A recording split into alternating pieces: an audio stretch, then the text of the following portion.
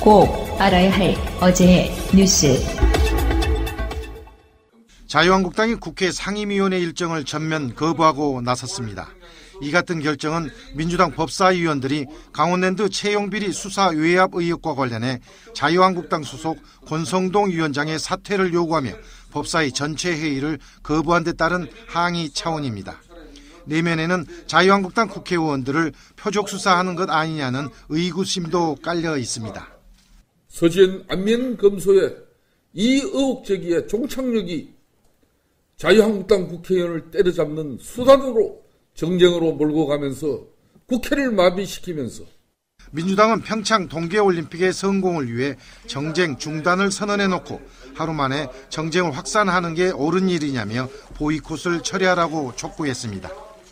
자유한국당이 민생법안을 볼모로 하고 국회 전체를 볼모로 잡는다면 그 피해는 결국 국민에게 돌아갈 것입니다. 그야말로 민생 탄압이고 민생 보복이 아닐 수 없습니다. 평창올림픽에 맞춰 북측이 김정은의 여동생인 김여정 노동당 제1 부부장을 내려보낸 것을 놓고도 여야 간 공방이 이어져 국회 일정이 당장 회복되기는 어려울 전망입니다. 다만 지방선거 선거구 획정을 비롯해 민생입법을 손 놓고 있을 경우 비판 여론이 설 민심에까지 영향을 미칠 수 있다는 점에서 일정 기간 냉각기를 거친 뒤 해빙 기류가 모색될 가능성도 있습니다. 경찰이 파악한 신현희 강남구청장의 횡령 액수는 9,300만 원입니다. 2010년부터 약 5년 동안 구청 부서에 지급될 포상금과 경력금을 빼돌린 겁니다. 총무팀장이 현금화해 비서실장에게 전달하면 비서실장이 신구청장의 지시를 받아 돈을 썼습니다. 신구청장은 이 돈으로 미용실에 가거나 화장품을 사기도 했습니다. 동문회비와 당비로도 사용됐습니다. 신구청장은 또 2012년 한 의료재단에 청탁해 여동생의 남편 박모 씨를 취업시킨 혐의도 받고 있습니다. 이 재단은 강남구청이 요양병원 운영을 맡긴 곳입니다. 박 씨는 26개월 동안 재택근무를 하면서 한 달에 한 번 간단한 단가 비교표를 제출하는 업무만 맡았습니다. 그 기간 동안 박 씨는 다른 직원들보다 2배가량인 1억여 원을 받았습니다. 신구청장은 경찰 조사에서 비서실장에게 개인 돈을 맡겨놓고 쓴 것이고 취업 청탁도 비서실장이 알아서 한 일이라며 혐의를 부인했습니다. 경찰은 증거인멸 우려가 있다며 신구청장에 대해 구속영장을 신청했습니다. 공범인 전현직 총무팀장 3명도 신구청장과 함께 검찰에 넘길 계획입니다. 국민의당 송기석 전 의원은 광주 서구갑, 민주평화당 박준영 전 의원은 전남 영암 무안 신안리 지역구였습니다. 이로써 6월 재보궐선거가 확정된 곳은 서울 2곳과 영남 2곳까지 합쳐 모두 6곳이 됐습니다. 지방선거에 출마하기 위해선 5월 14일까지 의원직을 사퇴해야 하는데 특히 호남 지역 시도지사에 출마하려는 현역들이 많습니다. 지난 총선 때 호남을 독차지했던 국민의당이 깨지면서 도전자들이 다양해진 겁니다. 당장 전남지사 선거엔 민주당 이계호, 민평당 박지원, 국민의당 주승용 의원의 출마가 거론됩니다. 광주시장엔 국민의당 김동철, 민평당 김경진 의원이 출사표를 던질 가능성이 있습니다. 호남에서만 7곳 이상에서 재보궐선거가 열릴 수 있는 겁니다. 국민의당 이후 호남의 주도권을 노리는 민주당과 바른미래당, 그리고 민평당으로선 놓칠 수 없는 미니 총선입니다. 이런 가운데 다음 주엔 충남 천안갑의 자유한국당 박찬호 의원의 대법원 선고가 예정돼 있어 6월 재보궐선거 지역은 더 늘어날 수도 있습니다. 방송 중간에 좋아요를 눌러주시면 새날팀들에게 큰 힘이 됩니다. 미리 감사합니다. 트위터가 진짜 언론입니다. 가벼운 이야기부터 한번 할게요.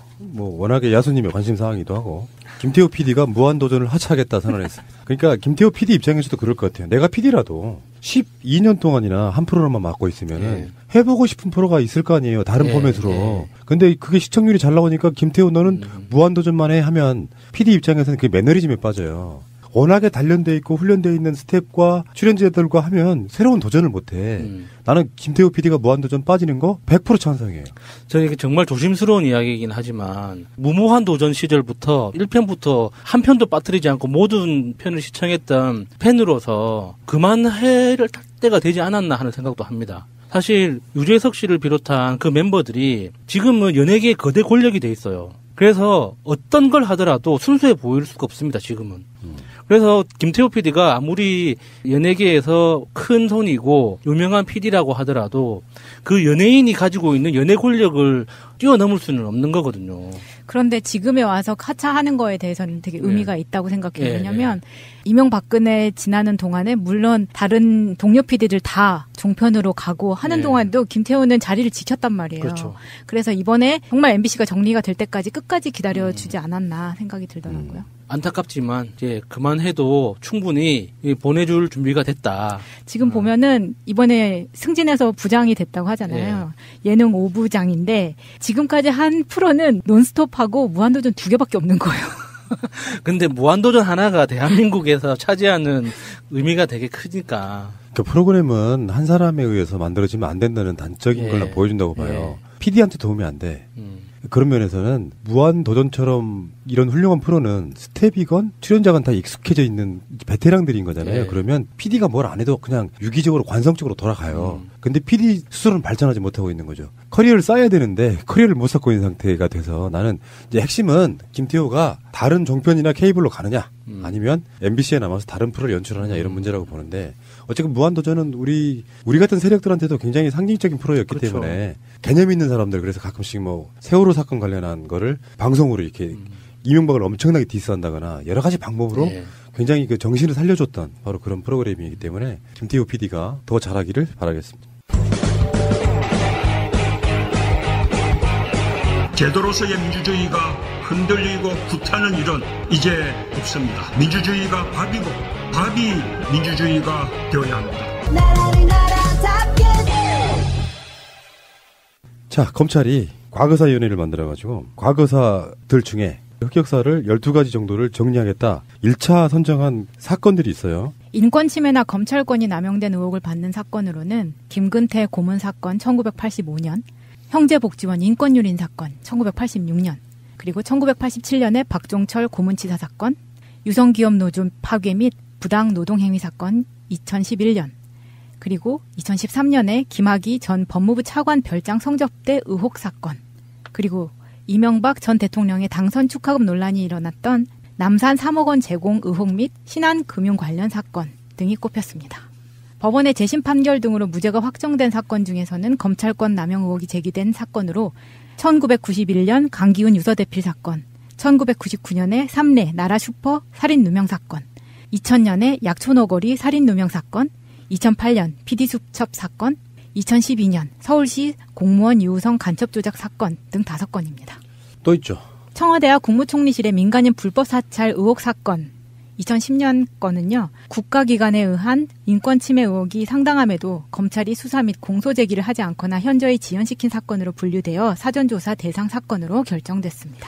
일단 이 사건들을 언급하기 전에 제가 드리고 싶은 말씀은 세월호 사건이 없다는 거예요. 검찰이 세월호 사건을 이상하게 결론 내려줌으로써 진상규명이 방해가 된 측면이 있거든요. 물론 이제 국회에서 제2기 특조위라든지 이런 얘기 하고 있는 거지만 그 사건도 분명히 포함됐어야 된다고 보는 것이고 여기서 언급하고 싶은 사건들 중에는 김금태 고문 사건 이 부분은 뭐 이제 넘어가더라도 형제복지원 사건이 지금 여기에 리스트에 포함된 거거든요. 형제복지원 사건은 지금도 현재 진행 중인 거죠. 그렇죠. 그러니까 정확히 말하면 특별법을 만들어서 국회에서 다시 진상조사를 해야 되고 보상도 해야 되고 이런 부분이 있는데 아직까지 국회에서 지금 법 발의가 안 되고 있는 상태거든요. 20대 국회 들어와가지고 19대 국회 때도 법 발의까지 했는데 결국엔 국회 본회의를 통과하지 못한 상태로 끝났거든요. 근데 형제복지원 인권유린 사건도 이게 검찰이랑 무슨 관계가 있냐 할지 모르겠는데요. 관련해가지고 검찰이 사실은 이런 사건들을 덮어주는 형태로 그냥 사건이 끝나버린 부분 때문에 그런 거거든요. 그리고 요거 재밌네. 신비님도 연관돼 있는 김학의 별장 성접대 사건. 이거는 범죄 내용도 굉장히 심각한 거지만 가십거리로도 이목을 많이 끌었던 내용이죠. 그런데 신빈용 같은 경우에는 RT 한 번으로 그렇게 벌금 맞았다는 거는 또 엄청난 강압 수사가 있었다는 것도 되죠. 그러니까 검찰의 민낯을 그냥 제대로 보여준 거예요. 박근혜 정권 들어서 법무부 장관 말고 차관으로 내정했던 사람이 알고 봤더니 원주 어디 별장 가서 그룹으로 뭔가를 했다. 삐삐. 그 영화 내부자를 보시면은 자세하게 나옵니다. 근데 검찰이 일종의 민낯 같은 걸 보여주는 거죠. 우리가 최근에 그 서지현 검사 이야기도 똑같잖아요. 검찰들 중에는 정말 이런 종류의 굉장히 발달한 개들이 있어요. 몇 마리가. 다 물을 흐리는 거예요. 나한테 검사를 시켜주면 나는 진짜 예수님처럼 살 것 같은데. 저는 하기 싫어요. 푸른나무님이 그냥 지금 이 상태에서 검사가 되면 예수님처럼 살 수 있겠죠. 포청천처럼. 그런데 그렇죠. 푸른나무님이 지금으로부터 한 10년간 사법고시 공부를 하고 들어가잖아요. 똑같아집니다. 그렇게 합리적인 명분을 주지 말라니까요. 그러니까 개가 되는 거예요. 발정난 개가. 아니, 이보세요. 형님, 왜 이러세요? 검찰이 다 그렇지 않아. 일부 이런 애들이 있고, 아니, 이런 거 있잖아. 내가 특별히 양심 발라서가 아니라, 살아보니, 내 위치에 있는 사람 입장에서는 행동을 조심해야겠다라는 게 생겨요. 근데 그런 것들이 없는 새끼들이 평생 검찰에 오다가 차관급 정도 올라가면 검찰의 출세 코스 밟은 건데, 똑같이 군 생활을 해도 어떤 사람은 내가 쫄병 때 맞았기 때문에 나도 때리는 새끼가 있고 어떤 사람은 내가 맞았기 때문에 나는 후임들을 안 때릴 거야 하는 사람이 있거든요. 아니 그러니까 명정님 논리대로라면 모든 검찰이 다 개다? 그건 아니잖아. 그건 아니죠. 일부 애들이 이런 사람들이 있는데 이런 사람들을 놓고 이제 푸른 나무 넣어도 사법고시 한 10년 준비해서 올라가면 그렇게 할 거다. 안 그래요. 왜 이러세요? 그러면 그렇게 말씀하시면은 지금 검찰총장이 문무일도 그래? 다 그런 사람들이야? 거의 대부분이 그렇다는 거예요. 거의 대부분. 일부 극소수를 빼고. 통계 갖고 와. 그래서 통계까지는 필요 없고요. 사법고시 보고 옛날에 그 사법연수원 2년까지 거치고 나잖아요. 졸업할 때 되면 마담또들이 붙어서 결혼을 돈으로 해요. 그리고 이 사람들이 선배들이 룸사롱을 데려가서 처음 여자를 접하게 만들어주거든요. 그게 일상이 돼버리는 거예요. 상식이 돼버리는 거야, 자기들은. 그래서 이런 발정난 개들이 많이 나옵니다. 그랬던 폐해가 있었던 거예요, 사실. 그러니까 진짜로 일만 하면 뭐 어디 지방 어디에서 검사하면서 일에 치여서 죽는 사람도 있긴 해. 그런데 전반적으로 보면 이런 게 있단 말이에요. 출세 코스 밟는 애. 그 대표적인 게 안태근이고 최규일 이런 애들이잖아요. 막 중앙지검장 거치고 검찰국장 뭐 이렇게 거치고 하면서 그런 애들은 사실은 서류 앉아서 또는 재판에 수사 이런 일을 하는 게 아니라 행정상 법원의 행정처럼 똑같은 역할을 하면서 시간 죽이면 사람 만나는 게 일이고 사람 만나는 게 그냥 우리처럼 소주집에 앉아가지고 대포 한잔 하는 게 아니고 여자들 나오는 술집에 가서 거나하게 놀고 막 옷 다 벗고 놀고 이런 새끼들이 있는 거죠. 그런 문화인 거고 지금 마차님이 말하신 이 리스트들을 보면은 여기 보면 대부분 이런 거예요. 검찰이 뭘 수사를 잘해가지고 무슨 누구 두 명을 벗겼다 사건을 밝혀냈다 이런 건 없고 대체적으로 보면 박근혜 때만 해도 이명박 때만 해도 국정원이라는 뒷조사나 하는 그런 조직을 이용해가지고 검찰을 꽉 잡아놓은 다음에 검찰이 위해서 법무부 장관이나 국무총리나 검찰총장 이런 사람들이 제대로 된 수사를 못하게 해서 진짜 중요한 권력형 비리 사건 같은 거를 입막음하고 무마해서 사건을 덮어버린 사건들이에요. 대부분 보면은. 최근에 여기 지금 리스트에 올라가 있는 것 중에 유우성 간첩 조작 사건도 사실은 실질적인 주범들은 국정원인데 이 사람들 수사함에 있어가지고 검찰이 제대로 밝혀내질 않으니까 나라가 다 썩어버리는 거예요. 그런데 나는 이렇게 봐요. 검찰이 권력의 외압 이런 걸 떠나가지고 모든 검찰이 서울중앙지검부터 시작해서 뭐 동부지검, 뭐 경기도 어디, 전라도 어디, 대구 어디, 부산 어디 다 똑같은 방식으로. 난 우린 그렇게 못해. 지금 그 춘천지검 관련해가지고 강원랜드 그것도 지금 검찰이 외압을 행사해서 수사를 못하겠다는 거 아닙니까? 근데 정반대로 모든 일선의 검사들이 일어서듯이 우리는 그렇게 못한다라고 하면 이거 통제 못해요. 근데 검사동일체, 상명하복 이런 걸로 해가지고 덮어. 바로 덮어주는 게 무슨 의미가 있냐고. 잠시 후에 오겠습니다. 아직까지 적폐청산이 안 된 것이 사법부라고 했잖아요. 마찬가지예요. 검찰도 지금까지 한 번도 과거사 정리를 하지 않은 기관이기 때문에 검찰 전체의 역사적인 사건을 돌이켜보는 것은 물론 현재의 검찰을 만든 적폐청산 차원의 과거사 정리 이런 의미다 이렇게 이야기를 하고 있거든요. 그래서 대검 진상조사단이 꾸려졌는데 교수 12명, 변호사 12명, 검사 6명 이렇게 30명으로 구성된다 그러는데 저는 이런 얘기가 되고 싶어요. 다 모든 분야에서 적폐청산 하니까 요식행위로 안 했으면 좋겠다요. 진정하게 한번 확 뒤집어 까줘야죠. 네, 이게 그동안 검찰이라는 조직이 대한민국에서 차지했던 이 범위, 비중이 너무나 컸기 때문에 이런 진상조사단으로 가능할지 저는 의심스러운 면이 있어요. 예를 들어서 유성 간첩 조작 사건 같은 경우에 굉장히 상징적인데 유성 간첩 조작 사건은 가장 최근에 있었던 일인 것뿐이지 간첩 조작 사건이 전국적으로 얼마나 많았어요. 특히나 70년대 후반부터 산간 노소 지역 꼭 간첩은 섬에 등장했거든요. 그러면은 그 간첩으로 지목됐던 사람들은 친인척이 없는 사람, 연고가 없는 사람들이 간첩으로 지목돼서 고문 끝에 간첩이라는 자백을 받고 처리가 됐단 말이에요. 근데 그런 게 언론에 제대로 드러난 적도 없고 이게 지역의 작은 역사로 묻혀버린 사건들도 굉장히 많거든요. 근데 그런 것들도 검찰의 적폐 중에 하나죠. 절대 지워버려서는 안 되는 역사인데 이 건건이 그러니까 김근태 고문 사건 이것만 가지고도 고문과 관련된 카테고리 하나로도 그 검찰의 오랜 적폐들을 파헤치다 보면은 엄청나게 많을 거란 말이에요. 근데 이게 어떤 그 시험 치면서 요점 정리하듯이 과거에 있었던 여러 가지 적폐 중에 가장 상징적으로 유명한 거 몇 가지 정리해서 1차, 2차, 3차로 이렇게 한다고 해서 이게 과연 실질적인 적폐를 청산할 수 있을까? 이게 검찰들이 자기 반성하는 그런 방법으로 입막음용으로 쓰는 건 아닐까 하는 그런 의심이 드네요. 그러니까 진짜 중요한 핵심은 이번에 그 서지현 검사 건도 진상조사단이 꾸려졌지만 한계는 뭐냐면은 뭐 그 조희진 단장의 문제를 떠나가지고 할 수는 있어요. 근데 예를 들면 안태근이 검사를 떠나버리면 그 사람 조사 못해요. 최규일도 마찬가지고 못 해먹겠냐고 떠나버리면 그래서 결론적으로 말해서 그런 부분 하나 하고 하나 더는 검찰이라고 하는 조직에 완강한 어떤 저항들이 분명히 있을 거란 말이에요. 수사가 아니고 조사하기 때문에 안 나가도 그만인 경우도 많아요. 그렇죠. 그렇다 보면 결국엔 이것도 공수처예요. 하다 보면 한계 부딪힐 수밖에 없고 그러면 결국엔 또 공수처가 만들어질 수밖에 없는 궁극적으로 저는 이 검찰 개혁에 있어가지고 핵심은 뭐 일장이 있다 그러지만 공수처가 생기는 데 있어가지고 가장 중요한 역할은 서지현 검사가 꺼내서 보듯이 단편적인 사건이 어떻게 보면 검찰 전체적으로 흑역사를 놓고 보면 근데 결국에는 공수처를 만들 수밖에 없는 쪽으로 갈 거다 이렇게 봐요. 그렇게 돼야죠.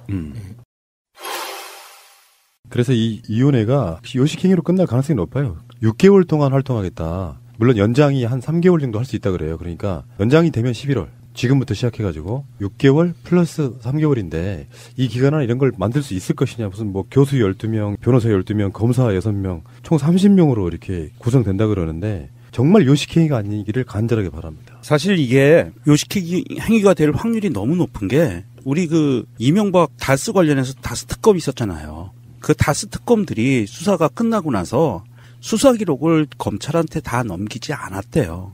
뉴스에 나온 거에 의하면. 그러면 어떻게 되는 거냐 하면 지금 조사위원회라고 이게 조사를 하고 있지만 6개월, 8개월 갖고 한시적으로 이것만 뭐 대충 보고서 내고 끝나겠다는 의도로 보여요. 왜냐하면 이 수사 기록들을 다 살펴볼 시간도 부족할 거예요, 아마. 이 6개월, 8개월. 그렇겠지. 다 서류일 텐데.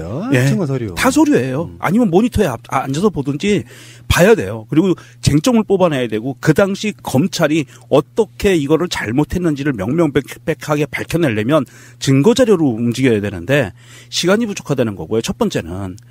시간이 부족하기 때문에 이것을 한시적으로 6개월, 8개월이 이거의 문제가 아니라 상시 조직으로 만들어놔야 된다는 거예요. 검찰이 진정 본인들이 과거사를 깨끗하게 단절하고 앞으로 좀 더 깨끗한 검찰로 거듭나기 위해서는 공수처는 자기들 입장에서 반대한다 손치더라도 정말 모양을 제대로 내기 위해서라도 이런 조직이 상설 조직으로 있지 않으면 불가능한 얘기예요. 이거는. 그러니까 최근에 기무사가 현충원 가가지고 손 씻었잖아요. 세심식이라고. 금분세수. 근데 최근에 KBS 특종 중에는 그게 있어요. 기무사가 온라인에서만 활동한 게 아니라 오프라인 내에서 각종 무슨 조직들 만들어가지고 선거에 개입하고 김대중 노무현 대통령 흠집내고 막 표현들이 웃겨요. 정말 실제로 불과 얼마 전까지 대통령이었던 사람들에 대한 표현이 맞나 싶을 정도로 현직 기무사 간부들이 하는 말들이 이렇게 나오거든요. 그런 것처럼 요식행위가 되면 안 되고 진짜 중요한 건 내가 봤을 땐 그래요. 기무사한테 하고 싶은 말은 우리가 뭘 잘못했는지부터 깔아. 세심식이라고 해서 마음을 씻어내고 앞으로 정치 개입 안 하겠다 할 게 아니라 자기들 자발적으로 어떤 잘못을 했는지를 까는 게 먼저고요. 검찰도 마찬가지죠. 검찰 입장이라는 것도 물론 아까 말씀드리다시피 지금 현재로는 방법이 기승전 공수처라고밖에 볼 수가 없는데 문제는 솔직히 말씀드리면 안 하는 것보다 낫죠. 이런 행위를 안 하는 것보다 나은데 그렇죠. 하려면 제대로 해라. 그래서 진정성을 의심받지 않게끔 하는 게 중요한데 요식행위로 해서 그냥 우리도 과거청산했어. 이제 우리 검찰은 정치적 행위하지 않는다. 이렇게 되면 안 되고요. 가장 먼저 중요한 건 정말 처절한 고백. 아까 그 다른 방송에서 말씀드린 것처럼 이명박이 스스로 자기 자신의 죄를 국민들한테 이실 짓고 하는 게 중요한 거하고 똑같은 거예요. 네. 그래야 그런 일이 반복이 안 되는데 억울해 이런 방식으로 가면 안 된다는 것이죠. 노무현 대통령 때 과거사정리위원회라는 걸 만들었었잖아요. 그래서 이명박이 취임하자마자 없애버렸죠. 그런 형식의 아까 명정님이 말씀하셨던 것처럼 상설적인 기구가 필요한 것 같아요. 이런 적폐가 검찰에만 존재하는 게 아니잖아요. 그리고 검찰에서 정확하게 제대로 수사를 했음에도 불구하고 사법부 가서 뒤집어진 사례들도 있을 테고, 경찰 단계에서부터 억울한 일이 생겼던 일도 있을 테고, 그리고 전두환 박정희 시대 때부터 실종되거나 이렇게 의무사된 그런 분들이 아직 밝혀지지 않은 사건들이 굉장히 많잖아요. 그래서 이런 것들을 각 부처별로 알아서 자아성찰해라. 그래서 스스로 청산해라라고 하는 것보다 이렇게 나중에 공수처가 만들어질 테지만 공수처와는 별개로 우리나라의 현대사를 정확하게 검증하고 정리한다는 그 의미에서 과거사정리위원회 같은 게 생기면은 좋겠다는 생각을 합니다. 진상조사단이 지금 교수 12명, 변호사 12명, 검사 6명이라 그랬잖아요. 근데 이게 1차에 선정된 사건이 지금 14건인데 그중에서 이명박 관련이 3건이기 때문에 변호사 1명당 거의 각 1개씩 맞는 거예요. 근데 저의 의문은 이 사람들이 교수나 변호사나 검사가 이 기간 동안에 풀타임으로 이걸 뛸까요? 아니잖아요. 아니 그렇게 할 거예요. 파견 나와서 하는 거니까. 동부지청에 사무실이 하나 만들어진대요. 그건 이제 내가 보기에 법무부 장관과 검찰총장의 의지라고 봐요. 안 하는 것보다 나아, 분명히. 왜냐면 이게 한 번 더 건드려주면 검찰만 조사를 다시 하는 건 아니고 언론이 같이 움직여주고 국민들이 좀 따라주는 부분이 있기 때문에 안 하는 것보다 나은데 마음속으로 이렇게 하면 검찰이 죄를 사하겠지. 검찰에 대해서 국민적 분노가 줄어들겠지. 이건 아니길 바란다는 거예요. 진심으로. 왜 정영식 또 열받네. 왜 그러냐면은 정영식 같은 자들이 그렇게 족같은 판결 내려놓고 요즘에 욕을 안 하려고 엄청 노력하는데 내려놓고 나 몰라 하고 삼성으로 떠나버리면 그러니까 삼성으로 안 떠나더라도 욕먹을 테니까 당장 떠나겠어요. 뭔가 반대 급부를 받아가지고 그렇게 어떤 사법 체계를 교란시켜버리잖아요. 마찬가지로 검사 이 새끼들이 그런 놈들이 한둘이냐고. 비리 저질러가지고 뭐 나쁜 짓거리 해가지고 정권에 잘 보여가지고 예전에 얼마 전까지만 해도 정관에 의해서 싹 쓸어버리고 수십억대 수임료 받고 이런 식으로 가니까 문제인 거죠. 명정님 말씀은 아까 그게 좀 굉장히 분노합니다, 진짜.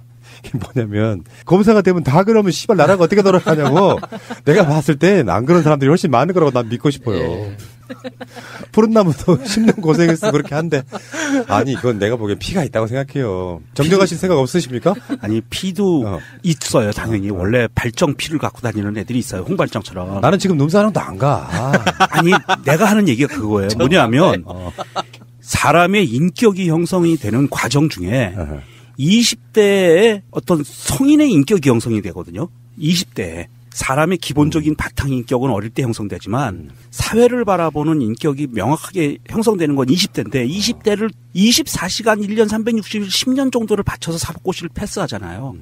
그러면 연애도 못 해봤고요. 데이트도 못 해봤고요. 그리고 대부분 섹스도 못 해봤고요. 뭐 검사들은 다 고자예요. 왜 그래요? 다들? 아니. 얘기를 들어보세요. 그리고 나서 연수원 들어가서 마담들을 통해서 결혼을 하고 애정 없는 결혼을 해요. 돈으로. 그리고 나서 선배들이 데리고 가는 제일 첫 번째 회식 장소가 룸사롱이라니까. 아, 그건 당연히 알지. 그러니까 이게 인생관이 바뀌는 거예요. 수능 세대들은 다 압니다. 이거 성급한 일반화에 오르라고. 그러니까 내 친구들도 학교 다닐 때 그렇게 어리버리하고 공부 안 하던 놈을 나중에 성인이 돼서 만나서 한 40대 초반에 만났는데 너무 바뀐 걔들을 보고 난 변호사 하는 애들이잖아. 예. 우리 같은 사람들은 놈사람 가도요. 그 아가씨 옆에 앉아도 만지지도 않아요. 그냥.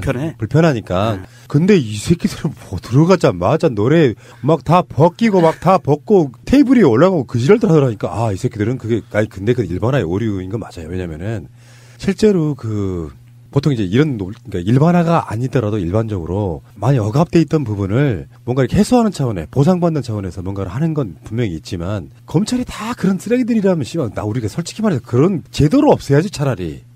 그건 말도 안 된다고 생각하고 내가 봤을 때 성급한 일반화의 오류를 하나 더 할게요. 명정님이 그렇게 공부를 했다. 나도 검사가 되면 나 그렇게 질펀하게 놀아야지 했을 거야. 그럴까봐 합격을 하지 않았다. 아니 뭐 합격을 하지 않은 거는 아니고요.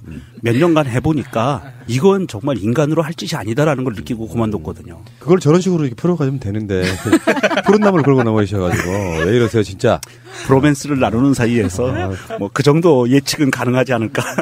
나는 진짜로 그런 거 싫어해요. 내가 억울해서 그래. 내가 어렸을 때부터 그런 걸 별로 안 좋아하는 성향이에요. 사람을 사람으로 대하고 싶지 동물로 대하고 싶은 생각은 알겠고요. 없습니다. 네. 알겠습니다.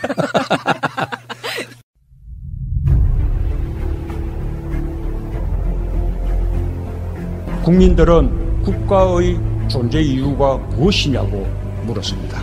어려울 때 국가가 든든하게 지켜주고 있다는 믿음을 주어야 합니다. 그것이 국가의 존재 이유입니다. 정권 연장을 위한 싱크탱크 39번째 시간 되겠습니다. 자, 39번째 시간에 여전히 개근해 주시는 세 분 소개해드리겠습니다. 퀴즈맨 서정우님. 오늘은 제가 1번이군요. 예, 서정우입니다. 반갑습니다. 마음의 준비가 안 됐을 때 바로 치고 들어가는데 잘 받아치시는데요. 알겠습니다. 벌써 1년이 넘었기 때문에. 네. 자, 이상구 복지국가 소사이어티 운영위원장님. 예, 반갑습니다. 이상구입니다. 사실상의 복지국가 소사이어티는 이상구 운영위원장님이 다 운영하시죠? 예, 막노동을 이제 주로 제가 하죠. 그러면 대표님은 뭐 하실까요? 궁금하네. 대표님은 이제 고고하게 막노동을 시키죠. 예. 복지국가 소사이어티에 막노동을 시키시는 사실상의 대표, 공동대표 이상희님 나오셨습니다. 안녕하세요. 이상희입니다. 예. 이 방송이 유머 코드가 별로 없어서 앞부분에 용을 쓰고 있습니다만. 들으시는 분들이 참 애쓴다.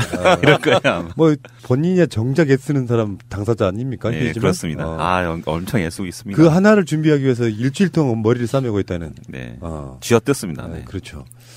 자, 어쨌건 날씨가 엄청나게 춥고요. 지금 명절이 뭐 코앞에 다가오기도 했는데 사실은 우리 삶의 질에 있어가지고 삶의 질 향상 뭐 이런 거 아니겠습니까? 삶의 목표는 나는 뭐 찢어지게 가난한데 뭐 민주주의가 발전한들 그게 어떤 체감이 오겠냐 이런 생각 좀 들고요.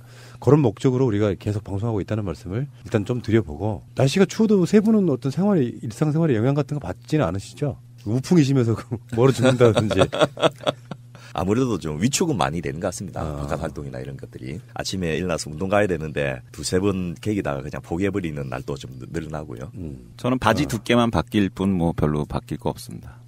기사를 하나 보니까 어떤 분이 외부로 좀 며칠 나가면서 수도꼭지가 얼까봐 수돗물이 이렇게 쫄쫄쫄 드러났다는 거예요. 근데 이 상황이 얼마나 불행한 사태가 돼버렸냐면 수도꼭지에서 물이 쫄쫄 내려가서 여기 하수도로 빠져야 되는데 하수도가 얼어버린 거예요. 그러니까 물이 점점점 차 올라왔겠죠. 그래가지고 외출 나갔다 온 사이에 물이 계속 넘친 거예요, 집으로. 근데 그 집이 상당히 냉골이었던가 봐요. 그게 집으로 넘치면서 그게 다 얼어서 집의 모든 곳이 다 얼음으로 바뀐 그 사진을 얼마 전 포털에서 본 적이 있는데 정말 그건 참사에 가깝더만요. 얼음 궁전이네. 예. 근데 겨울도 이렇게 좀 대차게 한번 춥고 그래야 그 어르신들 말씀이 있어요. 겨울에 추워야 풍년도 온다. 해충들이 많이 죽는다는 이야기도 있고 그렇습니다. 예. 그렇죠. 예. 시골에 살 때 보면은 이렇게 추운 날이면 참 지금 시대가 많이 좋아진 게 좋아졌는지 나빠진 건지 모르겠는데 무조건 나가요. 겨울방학 때. 그래서 논 같은데 물이 담겨진 논 있잖아요. 거기는 빠져도 발목밖에 안 들어가니까 뭐 위험성은 없는 것이고 거기에서 썰매 만들어가지고 타던 기억이 나고요. 한발 썰매 타보셨습니까? 그 당연히 있죠 그거.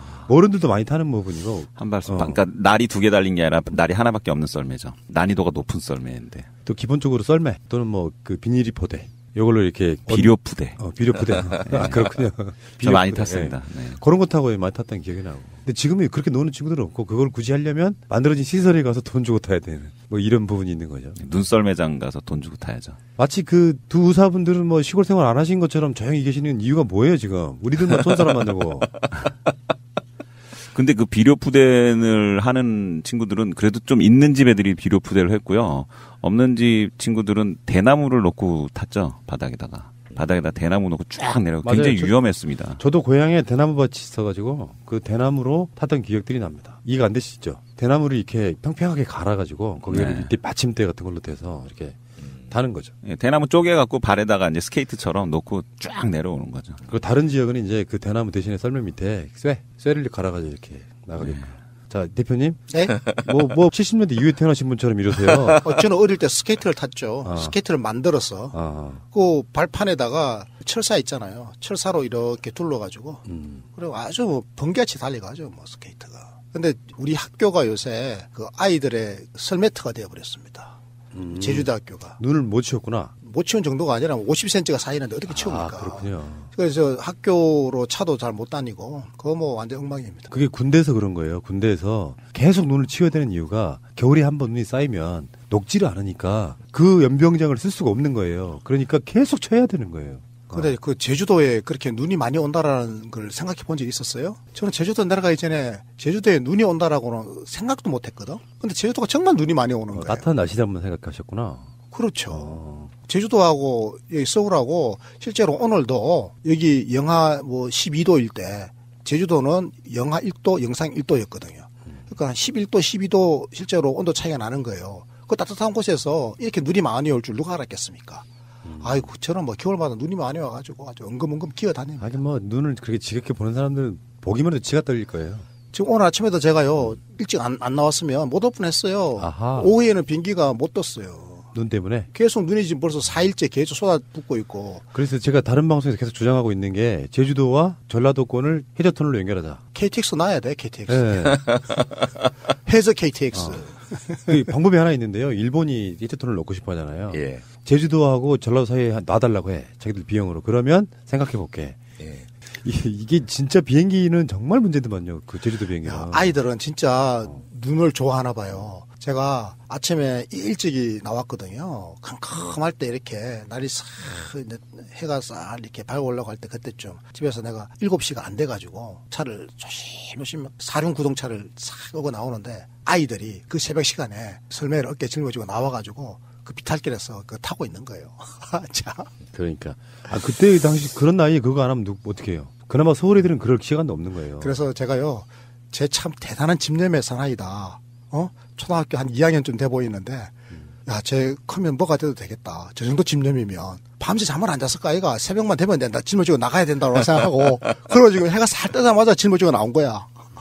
그 타면서 아마 엉덩이가 척척하게 젖을 때까지 놀 거예요. 맞아요. 그럼 뭐 집에 들어가면 또 엄마들이 도박하죠. 또 이제 저걸 또 물 묻혀갖고 왔다는 둥, 양말이 빵꾸 원왔다는 둥. 참 그런 식으로 다시 올까요? 안 올 것 같은데. 지금 운영위원장님 뭐 이렇게 느끼고 계세요? 말씀을 하세요.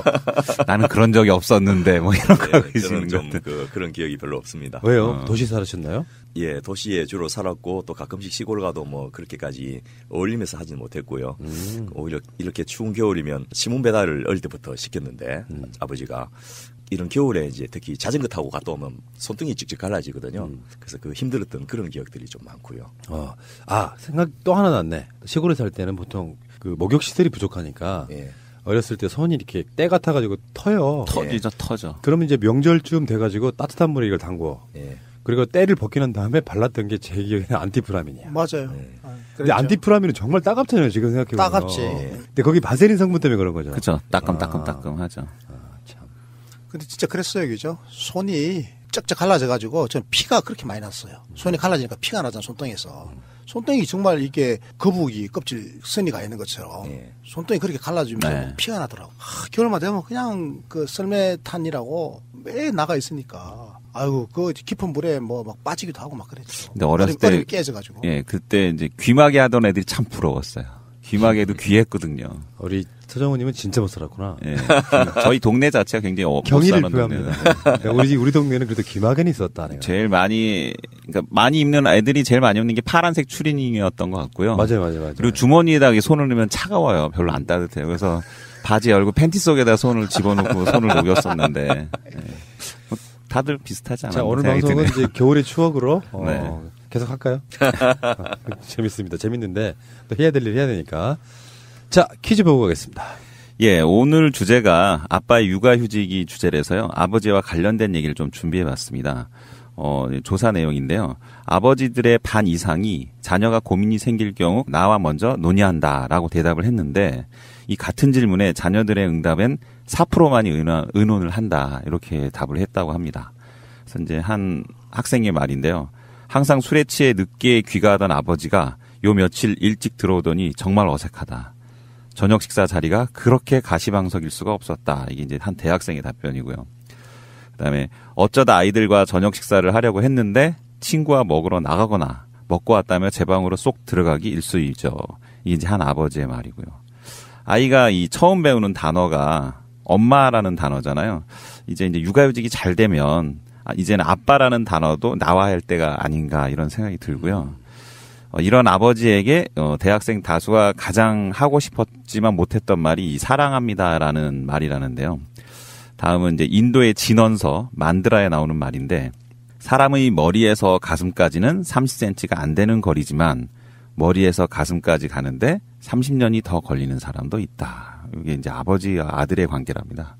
네. 자, 이번 회차 이 칼럼 또 말씀드려야죠. 86회는 복지부 지침 지켜도 최저임금 위반하는 복지기관의 딜레마. 이게 86회고요. 87회는 군인연금 언제 개혁하나. 그리고 이번 주 카드 뉴스는 86회 거로 만들었고요. 유튜브에서 이 칼럼 카드 뉴스로 검색하시면 저희 카드 뉴스를 보실 수 있습니다. 네, 지난주 문제. 한국은행 발표에 의하면 노인 가계 지출에서 의료비가 가장 많다고 합니다. 수입이 없어서 자식들한테 의존해 살거나 기초연금만으로 생활하는 저소득 노인 가정에서 의료비의 지출은 곧 생활의 빈곤으로 이어지고 자식들과의 갈등을 일으키기도 하는데요. 노후의 가장 심각한 상태는 무엇일까요? 정답은 3번 유병무전장수. 아프고 돈 없이 오래 사는 것이라고 합니다. 네, 이번 주 문제. 노무현 대통령 시기인 2006년에 육아휴직 대상이 생후 1년 미만의 자녀에서 3년 미만으로 확대되었고 2010년에는 만 6세 미만의 자녀를 둔 부모로 확대되었습니다. 다음 중 육아휴직 급여가 지급되는 곳은 1번 고용보험, 2번 산재보험, 3번 생명보험, 4번 꽃피는 봄. 좀 발음 비슷하지 않습니까? 네, 맞습니다. 애썼습니다. 네.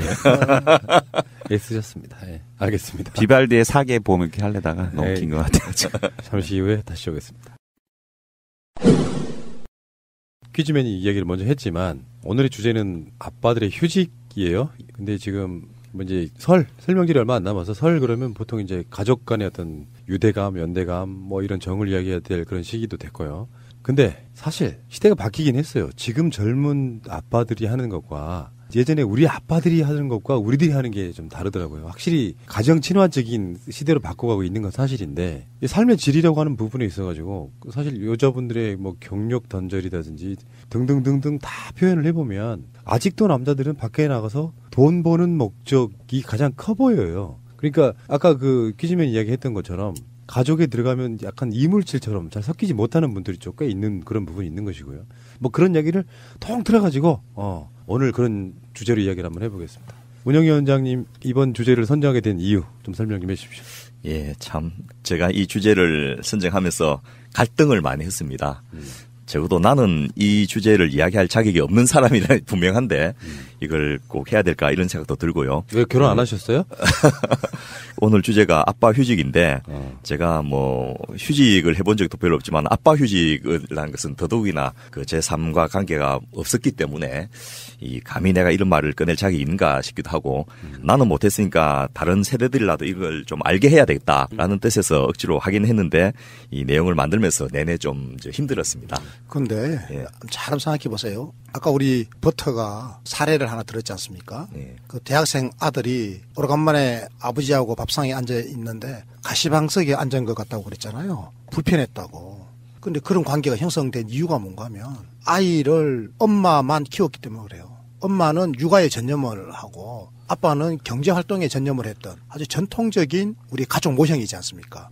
이 모형이 얼마나 잘못되었는지 이걸 오늘은 우리가 한번 짚어봐야 돼요. 그 이야기를요. 저도 이제 나름대로 가정적이라고 자부하는 사람인데 항변은 제가 할 수 있어요. 대신해서. 그러니까 시골 농경사회 모델 때문에 이런 부분도 있거든요. 남자들은 가서 힘쓰고 하는 부분들이 원래 그 사람들의 역할이라니. 그러니까 명절 죽은 이야기도 그런 거 아니에요. 근데 그런 역할들이 많이 줄어들고 났을 때 남자들이 빨리 육아에 같이 이렇게 합세하는 모양새로 갔어야 되는데 어느 순간에 딱 선을 그어놓고 육아는 여자가 하는 거야. 여러 관점으로 가버렸기 때문에 더 문제가 되는 부분이 있는 거죠.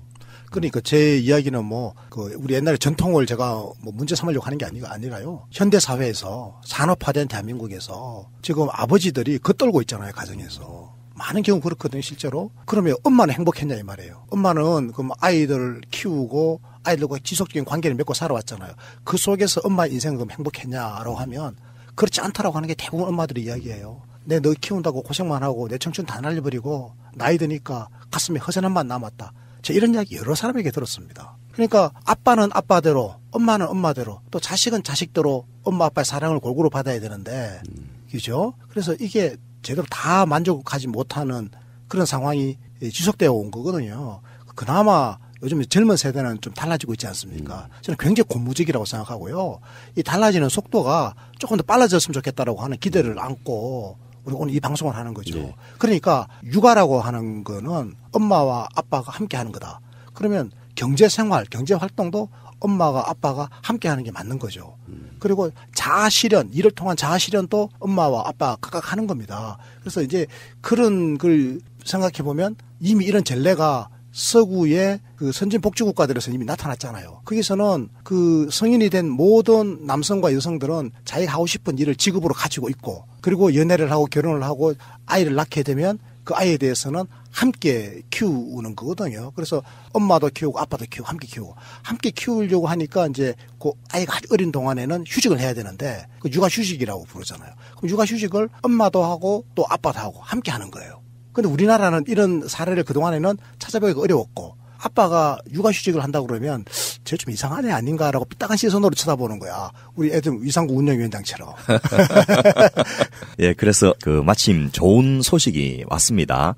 지난주에 노동부에서 발표된 보도자료에 보니까 아빠 휴직이 급속하게 증가했다라는 자료가 나왔습니다. 아빠 휴직이 시작된 게 95년도부터인데, 법적으로 허용된 게 그때부터인데, 무려 만 22년 만에 드디어 이제 1만 명을 돌파했다라는 보고가 나왔습니다. 그래서 작년 2017년 공무원, 교사, 또 고용보험 미가입자 이런 부분을 제외한 민간 부분에서 고용보험으로 그 휴직급여를 지급한 케이스가 12,000명이 넘어서서 재작년 2016년에 비해서 2017년 한 해 동안 물경 58%가 증가해서 엄청나게 이제 아빠 휴직이 증가하고 있는 추세로 돌아섰다. 이런 내용을 보면서 이것을 이제 우리 사회가 서서히 받아들이고 변화하기 시작하고 있구나. 라는 생각을 하면서 저는 아빠 휴직에 대해서 말할 자격이 없지만 최대한 오늘 말을 좀 조심하면서 이런 단순히 그 육아에 대한 공동 부담이나 분담을 넘어서 이것을 어떻게 체계화, 구조화, 정책화할 것인가 이런 내용을 좀 말씀드리려고 합니다. 보세요. 제가 한번 정리해 볼게요. 2017년 작년 1년 동안에 36만 명이 태어났어요. 작년 1년 동안에. 36만 명 아이가 태어났는데, 그럼 작년 1년 동안에 고용보험에서 육아휴직을 한 사람이 몇 명이냐? 9만 명이에요. 36만 명이 태어났는데 고용보험으로 통해서 육아휴직 급여를 받은 사람이 9만 명이에요. 그 9만 명 중에서 12,000명이 아빠예요. 9만 명 중에서 12,000명을 제외한 7만 8천 명은 엄마인 거죠. 이런 구성으로 되어 있다. 그래서 전체 육아휴직자 중에서 아빠 육아휴직자가 마침내 10%를 돌파했다. 이건 굉장한 사실은 최근 10년 사이에 거의 10배 이상 늘어나 버리는 거죠. 그러니까 사회적 통념에서도 아빠가 무슨 육아휴직이지가 이렇게 생각하는 전통적인 어떤 생각들이 있잖아요. 예. 그것이 자연스러워질 때 여러 가지 문제가 해결되는 부분이 있더라. 그 이야기는 오늘 쭉 나올 것 같은데, 그러면 이 육아휴직 제도라는 게 실제로 지금도 모르시는 분들이 있을지 몰라요. 남자가 육아휴직이라는 게 있어라고 아시는 분들도 아시겠지만, 그러니까 언제 시작됐는지 모르겠고 어떻게 바뀌었는지 좀 간단하게 정의 좀 부탁드릴게요. 언제 시작됐는지 정도는 이야기해 줘야 될 거 아니에요. 예. 김대중 대통령 때 시작된 겁니다. 그죠? 예. 일단 남성 육아휴직이 시작된 거는 이제 김대중 대통령이 취임하기 전 95년도인데요. 이때는 여성 근로자의 경우에 배우자인 남성 근로자도 육아휴직이 가능하다. 소위 말해서 남성은 여성을 대신해서만 육아휴직 신청이 가능했었습니다. 그런데 이 본격적인 육아휴직은 김대중 대통령이 취임하시고 나서 2001년에 이제 처음으로 도입됐는데요. 생후 1년 미만의 영아를 가진 근로자는 부모가 각각 1년씩 육아휴직이 가능하도록 그렇게 법을 만들었습니다. 그러니까 이게 얼마나 민주적이에요. 예. 법 취지는 부모가 각각 1년씩이에요. 그럼 합치면 2년이잖아요. 이 2년이면 우리가 스웨덴보다 더 길어요. 스웨덴은 1년 4개월이거든요. 그러니까 이게 얼마나 제도를 잘 만들어놨어요. 그런데 이제 이 기간 동안에는 법적으로 육아휴직 기간 동안에는 강제로 해고할 수도 없고 또 육아휴직 종료 후에는 동일한 업무로 동등한 수준을 지급하는 직무로 복귀시켜야 하는 이런 조항들이 이제 법에 명기가 됐고요. 그다음에 이것을 더 확대시킨 거는 노무현 대통령 시기입니다. 2006년도에 육아휴직 대상을 이제 이전에 그 김대중 대통령 때는 1년 미만의 영아로 했는데 이것을 3년 미만으로 확대했고요. 그다음에 2010년도에는 이제 만 60 미만으로 확대를 하게 됐습니다. 지금은 8세까지 돼 있습니다. 그렇습니다. 8세까지 각각 남성과 여성이 1년씩을 신청을 할 수 있게 돼 있습니다. 자, 그러면은 그 남성의 육아휴직을 말하는 거 이전에 전체 육아휴직 제도에 대해서 좀 알아봐야 되는 부분이 있을 것 같은데 육아휴직의 급여는 고용보험? 예. 고용보험에서 지급되는 거죠. 그렇습니다. 물론 아직은 이게 이제 고용보험에 가입한 대상자만 지급을 하다 보니까 직장 근로자들이 대상이 되죠. 그래서 영세 자영업자나 또 비정규직 사대보험에 가입 못한 비정규직이나 또 저임금 근로자 등이 이 고용보험에 가입 못하고 있으니까 예를 들면 이 비정규직 같은 경우에는 그 의무적으로 지금 가입을 장려를 하고는 있지만은 근무 기간이 1년 미만일 경우에는 고용보험에서 육아휴직 급여를 신청할 수가 없거든요. 그리고 또 배우자가 이미 육아휴직 사용 중일 때는 다른 배우자가 남성이든 여성이든 사용 중일 때는 그것을 신청하면 사업주가 거부를 할 수 있습니다. 그래서 아직도 많은 한계는 있습니다만은 어쨌든 이 직장 근로자들을 대상으로 육아휴직이 굉장히 급속하게 늘어나고 있는 것은 사실입니다. 그 휴직 기간에 급여를 고용보험에서 주는 것이 이 육아휴직을 가능하게 하는 가장 큰 핵심적인 요소라고 볼 수 그 있습니다. 회사에서 지급하는 게 아니라 고용보험에서 그 회사에다가 그 급여를 대신 내주는 그런 방식인 그렇죠. 거죠. 그렇군요. 제가 아까 왜 작년 1년 동안에 2017년 1년 동안에 36만 명이 태어났다고 그랬잖아요. 그런데 육아휴직자는 9만 명이라고 그랬잖아요. 그 9만 명은 고용보험을 통해서 육아휴직을 한 사람들이거든요. 그러면 이제 고용보험에서 평소 받던 임금의 일정한 퍼센트를 다달이 지급을 하도록 돼 있거든요. 그건 좀 이따 살펴보겠는데 어쨌건 제가 여기서 드리고 싶은 말씀은 고용보험에 그러면 원천적으로 가입하지 않았던 아이를 낳은 사람들 있잖아요. 예를 들면 자영업 종사자라든지 비정규직 파트타임 종사자라든지 아니면 너무 저임금 근로자라서 고용보험에 가입을 하지 않았다라든지 고용보험에 가입을 해 있다 하더라도 6개월 동안 보험료를 낸 실적이 있어야 되거든요. 그 6개월 동안 낸 실적이 없다라고 하는 것은 고용보험에 가입한 지 뭐 한 3개월이나 4개월밖에 안 됐다라든지 그러니까 단기간 근로자들 이런 분들은 애초부터 고용보험 혜택을 볼 수 없는 사람들이잖아요. 그래서 이런 분들은 이 고용보험 육아휴직 대상에서 원천적으로 배제되어 있다라고 하는 게 지금 우리나라에서 굉장히 큰 문제예요. 그래서 문재인 대통령께서 지난 대선 공약에 이런 분들도 도와줘야 된다. 그래서 고용보험에 가입되어 있지 않은 아까 말씀드린 자영업자, 비정규직, 저소득 근로자 이런 분들 있잖아요. 이런 분들이 아이를 낳았을 때는 첫 3개월 동안의 혜택을 좀 주자. 한 달에 30만 원 정도씩 이런 게 대선 공약에도 담겨 있었거든요. 근데요. 육아라는 게 말 그대로 아이를 키우다 이런 뜻이잖아요. 그게 몇 살까지예요, 근데 기본적으로? 8살까지라고 지금 우리나라에서는. 지금은 정해진 건 없지만은 육아휴직 급여를 지급하는 시기는 아이가 초등학교 2학년 때까지 한 만 8세까지를 지급 대상을 하고 있습니다. 그러니까 그 이상 넘어가면 사실 육아휴직이라는 이름으로 급여를 받는 건 사실상 불가능하겠네요. 예. 그렇구나. 여러분들 기억하십시오. 만 8세 정도까지는 육아휴직이 가능하답니다. 그러니까 엄마 1년, 아빠 1년이에요. 육아휴직 급여 신청을 어떻게 하면 되는지도 우리 팟캐스트 새날의 청취자를 위해서 제가 좀 안내를 해드리고 싶은데요. 육아휴직 급여는 휴직 개시 예정 30일 전까지 서면으로 사업주에게 신청을 해야만 됩니다. 그래야지 이게 법적인 근거가 남거든요. 그리고 서면으로 신청을 받으면 사업주는 이 특별한 문제가 없는 한 동의를 하고 그 동의에 따르는 확인서를 발급해 줘야 됩니다. 그러면 이 발급서를 가지고 근로복지공단 소속의 고용센터에다가 육아휴직 급여를 신청하면 여기서 이제 사실 확인을 해본 다음에 이 통장에다가 그 신청한 사람의 자기 본인 통장에다가 육아휴직 급여를 지급을 하게 돼 있고요. 시작한 이후 1개월부터 끝난 날 이후 12개월 이내에 신청을 할 수 있습니다. 그러니까 뭐 휴직 기간 동안에 이 돈을 받으면서 해도 되고 돈 안 받고 하다가 이제 끝나고 나서 그 12개월 이내에 신청을 해도 돈은 다 돌려준다는 그런 것으로 보면 됩니다. 그러면 육아휴직을 하는 동안에 만약에 내가 회사를 다니고 있을 때 받았던 월급이라는 게 있잖아요. 예. 그걸 그대로 주지는 않을 거 아니에요. 그렇습니다. 어느 정도 받습니까?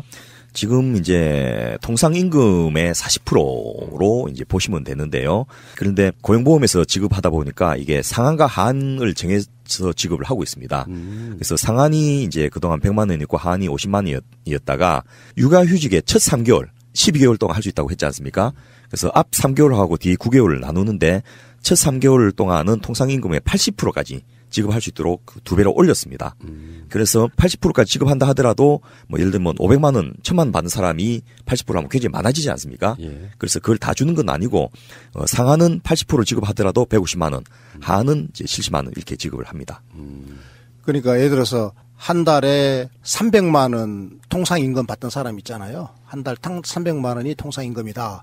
그러면 첫 3개월 동안은 이것의 80%를 받으니까 그럼 얼마를 받아야 돼요? 382, 24. 240만 원씩을 받아야 되잖아요. 근데 240만 원 주는 게 아니라 150만 원만 준다 이 말이에요. 아직은 좀 미비하다 이렇게 보는 게 맞겠네요. 이런 그리고 것 때문에 신청하기 굉장히 힘들어지는 부분이 있잖아요. 그렇죠. 고소득 육아휴직자 있죠. 고소득 근로자들은 육아휴직을 좀 꺼려 할 수가 있죠. 왜냐하면 평소 받던 임금보다 소득이 많이 줄어들잖아요. 상한이 150만 원이니까요. 그런데 저소득 근로자들에게는 이게 굉장히 유리한 제도입니다. 왜냐하니까요. 예를 들어서 한 달에 200만 원 받던 근로자가 있다고 쳐요. 그러면 첫 3개월은 80%를 주니까 얼마가 되죠? 282? 160만 원. 160만 원이죠. 그 상한이 얼마라고요? 150만 원이잖아요. 그럼 뭐 한 달에 200만 원 받던 사람은 일을 안 하고 있는데도 첫 3개월 동안은 150만 원을 받죠. 그죠? 그 다음에 나머지 9개월 동안은 통상임금의 40%잖아요. 그러니까 80만 원을 받는 거죠. 200만 원 받던 사람이면. 근데 이렇게 되는 거죠. 그런데 지난해 그 연말에 12월 26일 날 문재인 정부에서 육아휴직 개선 방안을 발표했는데 말인즉 임신 기간에도 육아휴직을 쓸 수 있게 하겠다 이런 거거든요. 예. 설명 좀 해주세요. 이게 뭐 그렇게 큰 차이는 아닌데 실제로 이용하는 사람 입장에서는 굉장히 이제 편리해진 것이거든요. 이 발표를 한 다음 날 제가 이 발표 관계 부처 장 차관들이 모여서 발표할 때 그 주무 발표를 했던 이숙진 여성부 차관이 이제 사석에서 저하고 만났는데 굉장히 지쳐갖고 오셨더라고요. 그러니까 이걸 하나 만들어냈는데도 고용노동부하고 그렇게 협의하고 뭐 이렇게 실무적인 준비를 하는데 힘들었다 이런 이야기를 하시던데요. 그동안 실제로 육아휴직을 하고 싶은 사람들은 임신 기간 동안에는 휴직 신청을 자체를 못했습니다. 그러니까 우리나라 제도가 3개월간 출산휴가를 먼저 쓰라. 그 다음에 출산 이후에 출산휴가 쓴 다음에 육아휴직을 들어갈 수 있도록 한다. 그리고 유산이나 조산의 위험이 높은 임신 초기나 임신 말기에는 단축근무 하루 2시간 정도만 덜 해도 법적으로 허용이 되도록 사업주가 그걸 인정하도록 그렇게 제도화를 해놨는데 이제 이번 작년 12월 말에 발표를 통해 가지고 남녀 고용평등법을 개선했습니다. 그래서 임신 기간 중이라도 언제든지 최대 10개월까지 육아휴직을 쓸 수 있도록 해준다는 거죠. 왜냐하면 뱃속에 애를 키우는 것도 육아는 맞다. 이제 이런 취지로 보시면 되는데요. 그러면 이제 다른 사람들하고 형평성의 문제가 생기니까 임신 기간 중에 육아휴직을 쓰더라도 나중에 육아휴직 토탈 12개월에서 먼저 쓴 기간만큼을 빼고 쓰면 되도록 그렇게 했기 때문에 전체적으로는 형평성이 차이가 없도록 하면서 원하는 사람들이 원하는 시간에 더 쓸 수 있도록 많은 이제 유도를 주는 그런 쪽으로 개선했다는 겁니다. 그러니까 임신 기간 10개월이잖아요. 예. 그리고 출산을 하죠. 그럼 출산휴가 3개월을 보통 언제 써놓은가 하면 아이 낳기 바로 주로 한 일주일 전에 뭐 열흘 전에 주로 이럴 때 많이 써요. 그리고 아이를 낳고에 걸쳐서 3개월을 쓰거든요. 그러고 이제 육아휴직 신청하게 되면 또 1년을 쓰게 되고 그런데 이 육아휴직 1년을 임신기간 10개월 동안에 그러니까 육아휴직 1년의 일부를 당겨 쓰는 거죠. 예를 들어서 뭐 첫 임신되고 난 다음에 한 3개월 전후로 해가지고 입덧도 심하고 그런 분들이 많거든요. 그럴 때 뭐 한 2달 정도 좀 쓰고 싶다 그러면 육아휴직 1년 중에 2달을 당겨서 임신기간 중에 쓰는 거죠. 사실 이게 그냥 당겨 쓰는 거 원래 쓰도록 되어 있는 거잖아요. 근데 그동안에 이게 허용되어 있지 않았던 거예요. 이거 보면 너무 이렇게 행정이 좀 기계적이었죠. 이 문재인 정부에서는 이걸 좀 사람에게 초점을 맞춰서 좀 융통성 있게 하자. 뭐 이런다고 돈 더 들어가는 것도 아니지 않습니까? 예, 그런데 돈 더 들어간 것도 이날 같이 발표를 했습니다. 그러니까 앞서 첫 3개월은 이제 통상급여의 80%를 주니까 맥시멈 최대 150만까지 받을 수 있게 했는데 나머지 9개월은 40%밖에 안 주니까 최대한 해도 이제 70만 원밖에 안 돼서 이거 갖고는 경제적인 손실이 너무 커서 어렵다라고 하니까 이것을 2019년도 올해 말고 내년부터는 이후 9개월의 육아휴직 급여도 이제 통상임금의 50% 그러니까 지금은 70만 원밖에 못 받는데 200만 원 통상임금을 받는 사람은 그 9개월 동안 100만 원을 받을 수 있도록 해주면 그래도 경제적인 이유 때문에 육아휴직을 못하는 사람들이 훨씬 줄어들지 않겠나라는 의미에서 그만큼 더 올려냈습니다. 내가 이야기했던 거는 그 이야기죠. 육아휴직 기간 1년 중에 일부를 임신 기간 동안에 쓸 수 있게 해주고 당겨 쓴다라고 해서 이렇게 하는 조치 때문에 사실 돈이 더 들어가는 것도 아닌데 그동안에 행정적으로 너무 딱딱하게 임신 기간 또 육아휴직은 육아 기간 동안에만 쓸 수 있는 걸로 이렇게 너무 고지식하게 행정을 운영했는데 이제 좀 융통성 있게 사람 중심으로 운영하는 건데 이게 뭐 돈이 더 들어가는 일도 아닌데라고 내가 그렇게 표현했던 거예요. 뭐 그래도 뭐 맥락은 전혀 이상하지는 않았어요. 실제로 고정관념과의 싸움인 것 같기는 해요. 전통적인 방식은 야 얘는 니들이 알아서 키우는 거지. 국가가 왜 그걸 케어해야 돼. 돈까지 줘가면서. 이 방식의 어떤 마인드를 거쳐내야 된다고 생각하거든요. 반대하는 분들 입장은 특히 더 그런 입장이 있다고 생각하는데 아이를 낳고 키우기 쉽게 만들어줘야 아이도 많이 낳고 뭐 이런 사회가 긍정적인 방향으로 돌아갈 텐데 특히 육아휴직 하시는 분들 특히 그나마 여자분들은 임신이라는 걸 직접 하기 때문에 여기에 대해서 좀 덜 눈치를 보는 것 같은데 남자들 같은 경우는 만약에 내가 육아휴직 하겠다고 1년 뭐 이렇게 쉬고 나서 직장에 제대로 보전이 안 되는 경우가 사실 훨씬 더 많을 수 있잖아요. 국가가 완전하게 뭔가를 보장해주지 않는다면 이건 굉장히 좀 뿌리 내리기 좀 힘든 부분 아닙니까 사실은? 그런 부분? 육아휴직을 못하는 이유들이 여러 가지가 있는데 말씀하신 대로 남자가 무슨 육아휴직이야라는 이런 보편적인 보수적인 그런 사회적 인식도 있지만은 현실적으로 불이익이 상존하고 있기 때문에 못하는 거거든요. 안 하는 것이 아니고 못하는 것이죠. 그래서 그것을 육아휴직 실태 조사를 해서 남성 육아휴직이 활용률을 낮은 이유를 물어봤더니 실제로 36.8% 정도가 승진 등 직장 내 경쟁력에서 뒤처질 염려가 가장 높은 것으로 나왔고요. 두 번째가 이제 한 34.8% 정도인데 휴직 기간의 현실적인 소득 감소 그것 때문에 못하겠다라는 것이고 세 번째가 이제 남성 육아휴직자에 대한 직장이나 사회적 인식이 좋지 않은 시선 이런 것들이 육아휴직을 하지 못하는 이유로 꼽혔습니다. 그럴 것 같고 근데 제가 보기에 획기적인 것은 이 다음이라고 봐요. 그러니까 육아휴직을 다 쓰는 개념이 아니고 육아휴직인데 근로시간을 좀 단축해서 회사도 다니면서 아이를 잘 키울 수 있게 만들어주는 그런 시스템도 있다면서요. 올해 남녀고용평등법을 개정하겠다라고 이제 정부가 발표를 했는데 그 안에는 육아휴직 잔여 기간의 2배를 단축 근무로 활용할 수 있도록. 그러니까 예를 들면 육아휴직 하지 않고 단축 근무만 선택한다면 지금은 각각 1년씩을 할 수 있지 않습니까? 그러니까 한 분의 부모가 1년씩을 육아휴직을 할 수 있는데 그것을 단축 근무를 하면 2년을 하루 2시간씩 덜 근무하는 것을 가능하도록 만들었고요.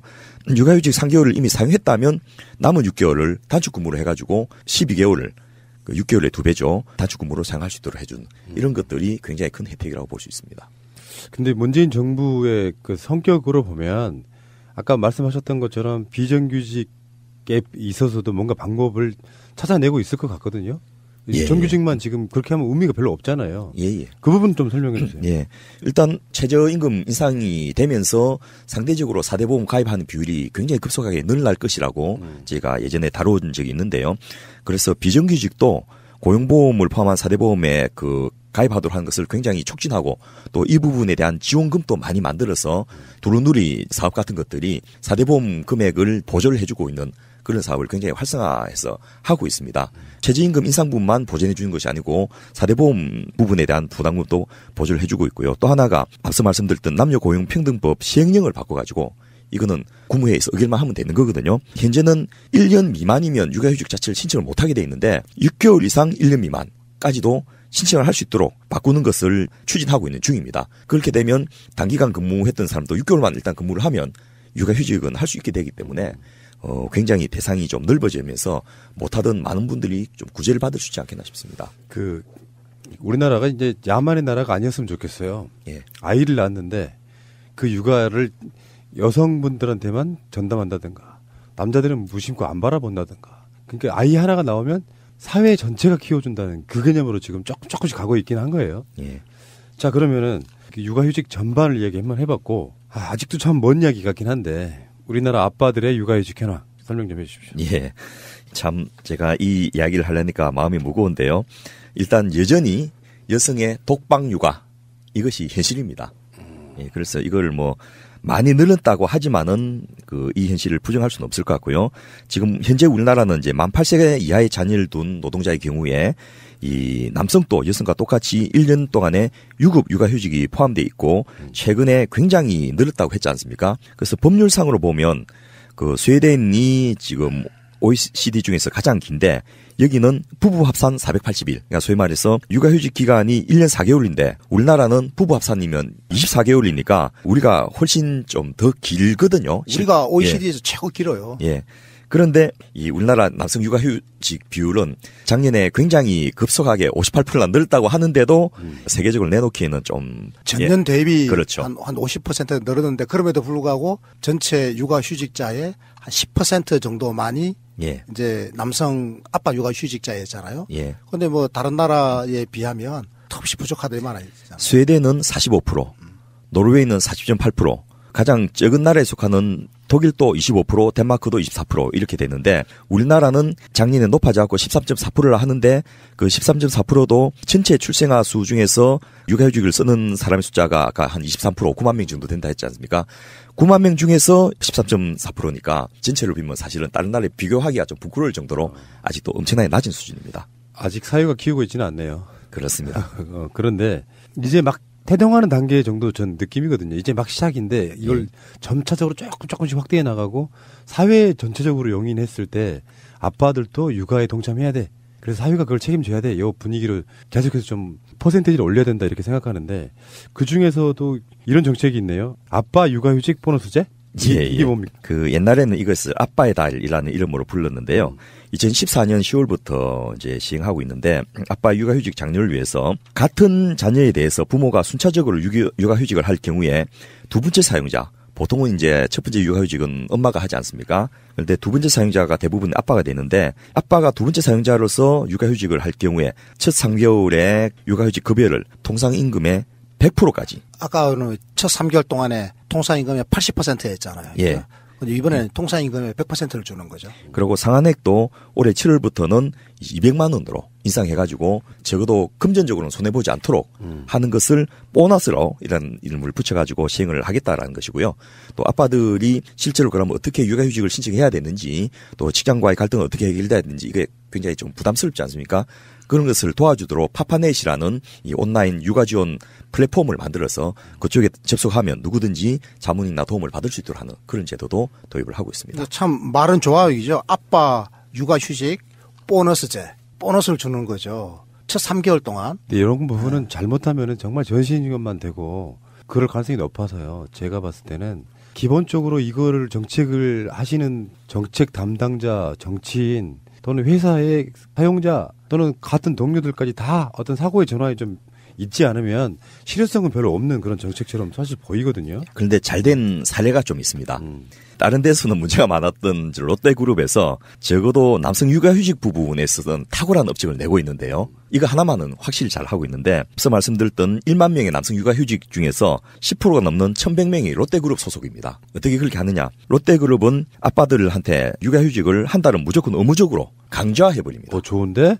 예, 그리고 이 급여를 고용보험이 아니고 자기 회사에서 100% 아하. 통상급여의 100%를 다 줍니다. 그래서 고용보험은 이제 받는데 모자라는 건 회사에서 다 해가지고 부족함이 없도록 해주는데 문제는 이게 딱 한 달이라는 거예요. 그러니까 실제로 한 달만 딱 휴직하고 다 돌아와요. 이게 문제인 거예요. 이것도 어떻게 보면 진짜 이거 설명 좀 잘 안 되는데 뭔가 좀 야가 빠진 느낌도 좀 드네요. 1년이 했잖아요, 육아휴직이. 한 달만 쓰고 말아 이런 느낌도 드네요. 그래서 제가 제안하는 정책 제안은요. 민간 회사 보고 너무 길게 하라고 그러면 회사에 상당히 부담이 되지 않습니까? 그래서 한 달은 너무 짧다. 석 달 해보자. 저는 석 달. 석 달은 강제로 하고 나머지 남은 그러면 9달이 있지 않습니까? 1년이니까 그 9달은 선택하게끔 하고.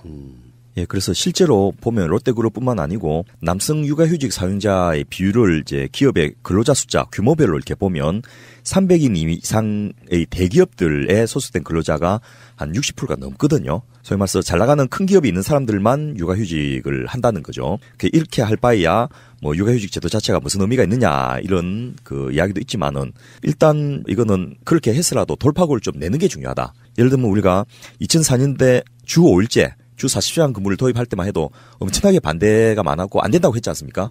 근데 지금은 어쩔 수 없는 사업장 빼고는 대부분 토요일 근무는 안 하는 것이 상식이 되어 있는 이런 상황을 보면서 이렇게라도 해서 시작을 한다면 예를 들면 롯데그룹이 이번에 좀 개가천선해가지고 제대로 정부 시책에 호응을 해서 앞서 이상희 대표님 말씀하셨듯이 1개월 의무 육아휴직이 아니고 3개월 의무 육아휴직을 만들어버리면 다른 기업들도 이제 상대적으로 비교되니까 따라할 가능성이 많아지는 거죠. 그런 식으로 되면서 저희는 제도적으로 이것을 이제 앞서 말씀드렸던 남성 육아휴직을 못하는 이유들에 대해서 뭐랄까 대책을 만들어주는 것이 중요하지 않겠나 싶은데요. 그런데 제가 이 남성 육아휴직 이야기를 하니까 어떤 분들이 이런 이야기를 또 문제 제기하시더라고요. 이게 뭐라고 그럴까요? 불평등이 너무 심해서 이게 처지가 어려운 그러니까 중소기업 다니는 근로자들, 노동자들 입장에서는 시기심 내지 질투심을 유발하는 그러니까 좀 마음이 아픈 거예요, 사실은. 이게 양극화입니다. 이게 격차예요. 그렇죠. 네. 그러니까 아까 롯데그룹이잖아요. 롯데그룹이면 굴지그룹 아닙니까? 사실은 그 성 안에 들어가 있는 사람들이잖아요. 정말 롯데그룹 정규직이요. 뭐 대단한 거죠. 그분들은 아이를 낳으면 그 여성 육아휴직뿐만 아니라 남성들도 강제로 그냥 의무적으로 한 달 동안 육아휴직을 할 수 있고 또 나머지는 옵션이 있죠. 근데 옵션인데 선택을 잘 안 해요. 왜냐니까 승진해야 되니까. 어쨌건 통계를 보면 2017년도 남성 육아휴직자 12,000명 중에서 300인 이상을 고용하는 대기업에 다니는 분들이 3분의 2예요. 3분의 2. 그러니까 이 대기업에 다니시는 분들은 전체 노동자의 10%밖에 안 되거든요. 그 10%밖에 안 되는데 노동자의 숫자로 따지면 아빠 육아휴직자의 3분의 2가 거기에서 나온 거야. 이게 얼마나 이 불평등이 심합니까? 그럼에도 불구하고 대기업에서라도 먼저 시작을 해야 중소기업으로 확산될 거 아니겠어요? 그리고 정부가 좀 중소기업 같은 데서 아빠 육아휴직을 많이 하면 여러 가지 좀 인센티브 있잖아요. 지원제도 같은 거. 그런 거 좀 섬세하게 앞으로 더 만들었으면 좋겠다. 이런 생각도 듭니다. 실제로 지금 이 통계에는 안 나오지만은 육아휴직 관련해서 제일 왕자는 학교 선생님들입니다. 그러네, 진짜. 학교 교사들이 이제 맞선 시장에서 1등 신부감이 되는 이유 중에 하나가 점심시간 포함해서 하루 8시간 근무한다. 1년에 2달 내지 3달에 방학이 있다도 있지만은 육아휴직을 마음대로 쓸 수 있다는 이게 굉장히 큰 장점이거든요. 그렇죠. 이제 그거는 오늘 저희들이 논의하는 거는 논외입니다. 오늘 저희들은 이제 고용보험에 가입자가 되는 그렇죠. 일반 노동자들을 대상으로 하는 것이고 학교 선생님은 이제 공무원이잖아요. 공무원 교직원이잖아요. 공무원 교직원 이분들은 또 별도의 트랙인 거죠. 그렇습니다. 그런데 선생님들이 육아휴직을 눈치 보지 않고 쓸 수 있는 큰 이유 중에 하나가 바로 기간제 교사 때문이거든요. 물론 그분들을 희생시킨 건 나쁘지만은 추가적인 고용을 만들어서 누구가 빠져도 그 자리가 다른 동료들의 부담으로 가지 않도록 제도적으로 만들어주는 것이 굉장히 큰 역할을 했기 때문에 예를 들면 기업들이 상시적으로 육아휴직이 가능할 가임 여성이나 해당되는 아동의 자녀를 둔 직원들이 있다면 그만큼을 추가 고용하도록 하는 그런 제도도 굉장히 의미가 있을 것 같고요. 대체 인력 말하는 거죠? 그렇습니다. 그러니까 일반 회사에서는 그러더라고요. 아니 저분이 육아휴직을 가버린다고. 그러면 저분이 하던 일을 남아있는 사람들이 다 나누어서 다 덤태기를 써야 되니까 싫어하는 거예요. 남아있는 사람들이. 맞습니다. 근데 그거는 이제 아까 선생님들 같은 경우는 바로 그걸 메꿀 수 있다 이런 그럼요. 그러면 공무원이 되면 공기업이 안 될 이유가 없고 공기업이 되면 적어도 여력 있는 민간 대기업들도 우선 시작을 해보자는 거죠. 그래서 상시적으로 한 110% 내지 120%를 고용하고 있으면 얼마든지 상시적으로 육아휴직을 일정 비율로 갈 수 있도록 만들어주는 그런 것이 가능하지 않겠나는 거죠. 그런데 그 실제로 이제 어떤 문화가 정착이 잘 안 되다 보면 아빠들이 육아휴직을 내긴 내는데 그게 실제로 육아에 별로 도움이 안 된다는 뭐 이런 비판도 있어요. 그렇습니다. 그런데 그 육아휴직을 육아만을 위한 휴직이라고 보는 것은 좀 어폐가 있고요. 오히려 안 보이는 게 낫다. 뭐 이런 식으로 그 차라리 휴직급여 적게 받지 말고 그 돈이라도 더 많이 받아와라. 뭐 이런 의견도 실제로 있는데요. 육아휴직의 효과는 여러 가지 정책적인 측면에서 고려해 볼 수 있는데 첫째, 노동자 자신의 과로와 장시간 노동을 상당히 줄여주는 효과가 있습니다. 그래서 그 기간 동안에 쉬고 재충전하는 이런 효과가 있고요. 그리고 이 세계 최장의 2,300시간 가까운 노동시간을 그 전체적으로 보면 육아휴직 기간이라도 쉬면서 단축해주는 평균을 좀 낮추는 효과가 또 있고요. 두 번째로 그만큼 추가 고용이 앞서 말씀드렸던 대로 육아휴직이 정착이 되면 그만큼의 인력을 추가 고용을 할 수 있기 때문에 인력을 지금 현재는 우리나라가 이렇게 장시간 근로를 하는 이유가 인건비를 적게 주려고 두 사람이 할 일을 한 사람한테 1.5배를 주면서 한 사람을 고용 안 해버리고 있거든요. 근데 거기서 0.2나 0.3이 더 늘어나게 되면 어쨌든 한 사람을 더 고용하게 되니까 추가 고용의 효과가 있고요. 세 번째는 이것이 결정적으로 여성에 대한 차별을 없애는 굉장히 중요한 역할을 합니다. 뭐냐면 남성도 똑같이 육아휴직 가야 된다. 그러면 여성을 고용함으로써 출산이나 육아에 따르는 손실이 많다고 생각하는데 남성도 똑같이 쉬게 되면 여성을 특별하게 차별해야 될 이유가 없어지는 거죠. 그래서 반대급부로 여성에게 굉장히 유리하고요. 마지막으로 이것도 안 해주면서 저출산 대한민국을 걱정하면 말이 안 되죠. 그러네요. 다른 나라는 몰라도 적어도 대한민국은 이거 이제 강제로 하지 않으면 안 될 굉장히 심각한 상황에 와 있다 이렇게 말씀드릴 수 있겠습니다. 우리나라가요, 아빠가 아이와 함께 보내는 시간이 하루에 6분이라고 통계가 있어요. 저도 뭐 그런 경우에 속하는데 주말에만 봐요, 거의. 생활하는 패턴이 들려가지고 시간대가 들려가지고. 반성하세요, 반성. 근데 그래서 주말만큼은 무슨 일을 안 만들고 아이랑 같이 지내려고 해요.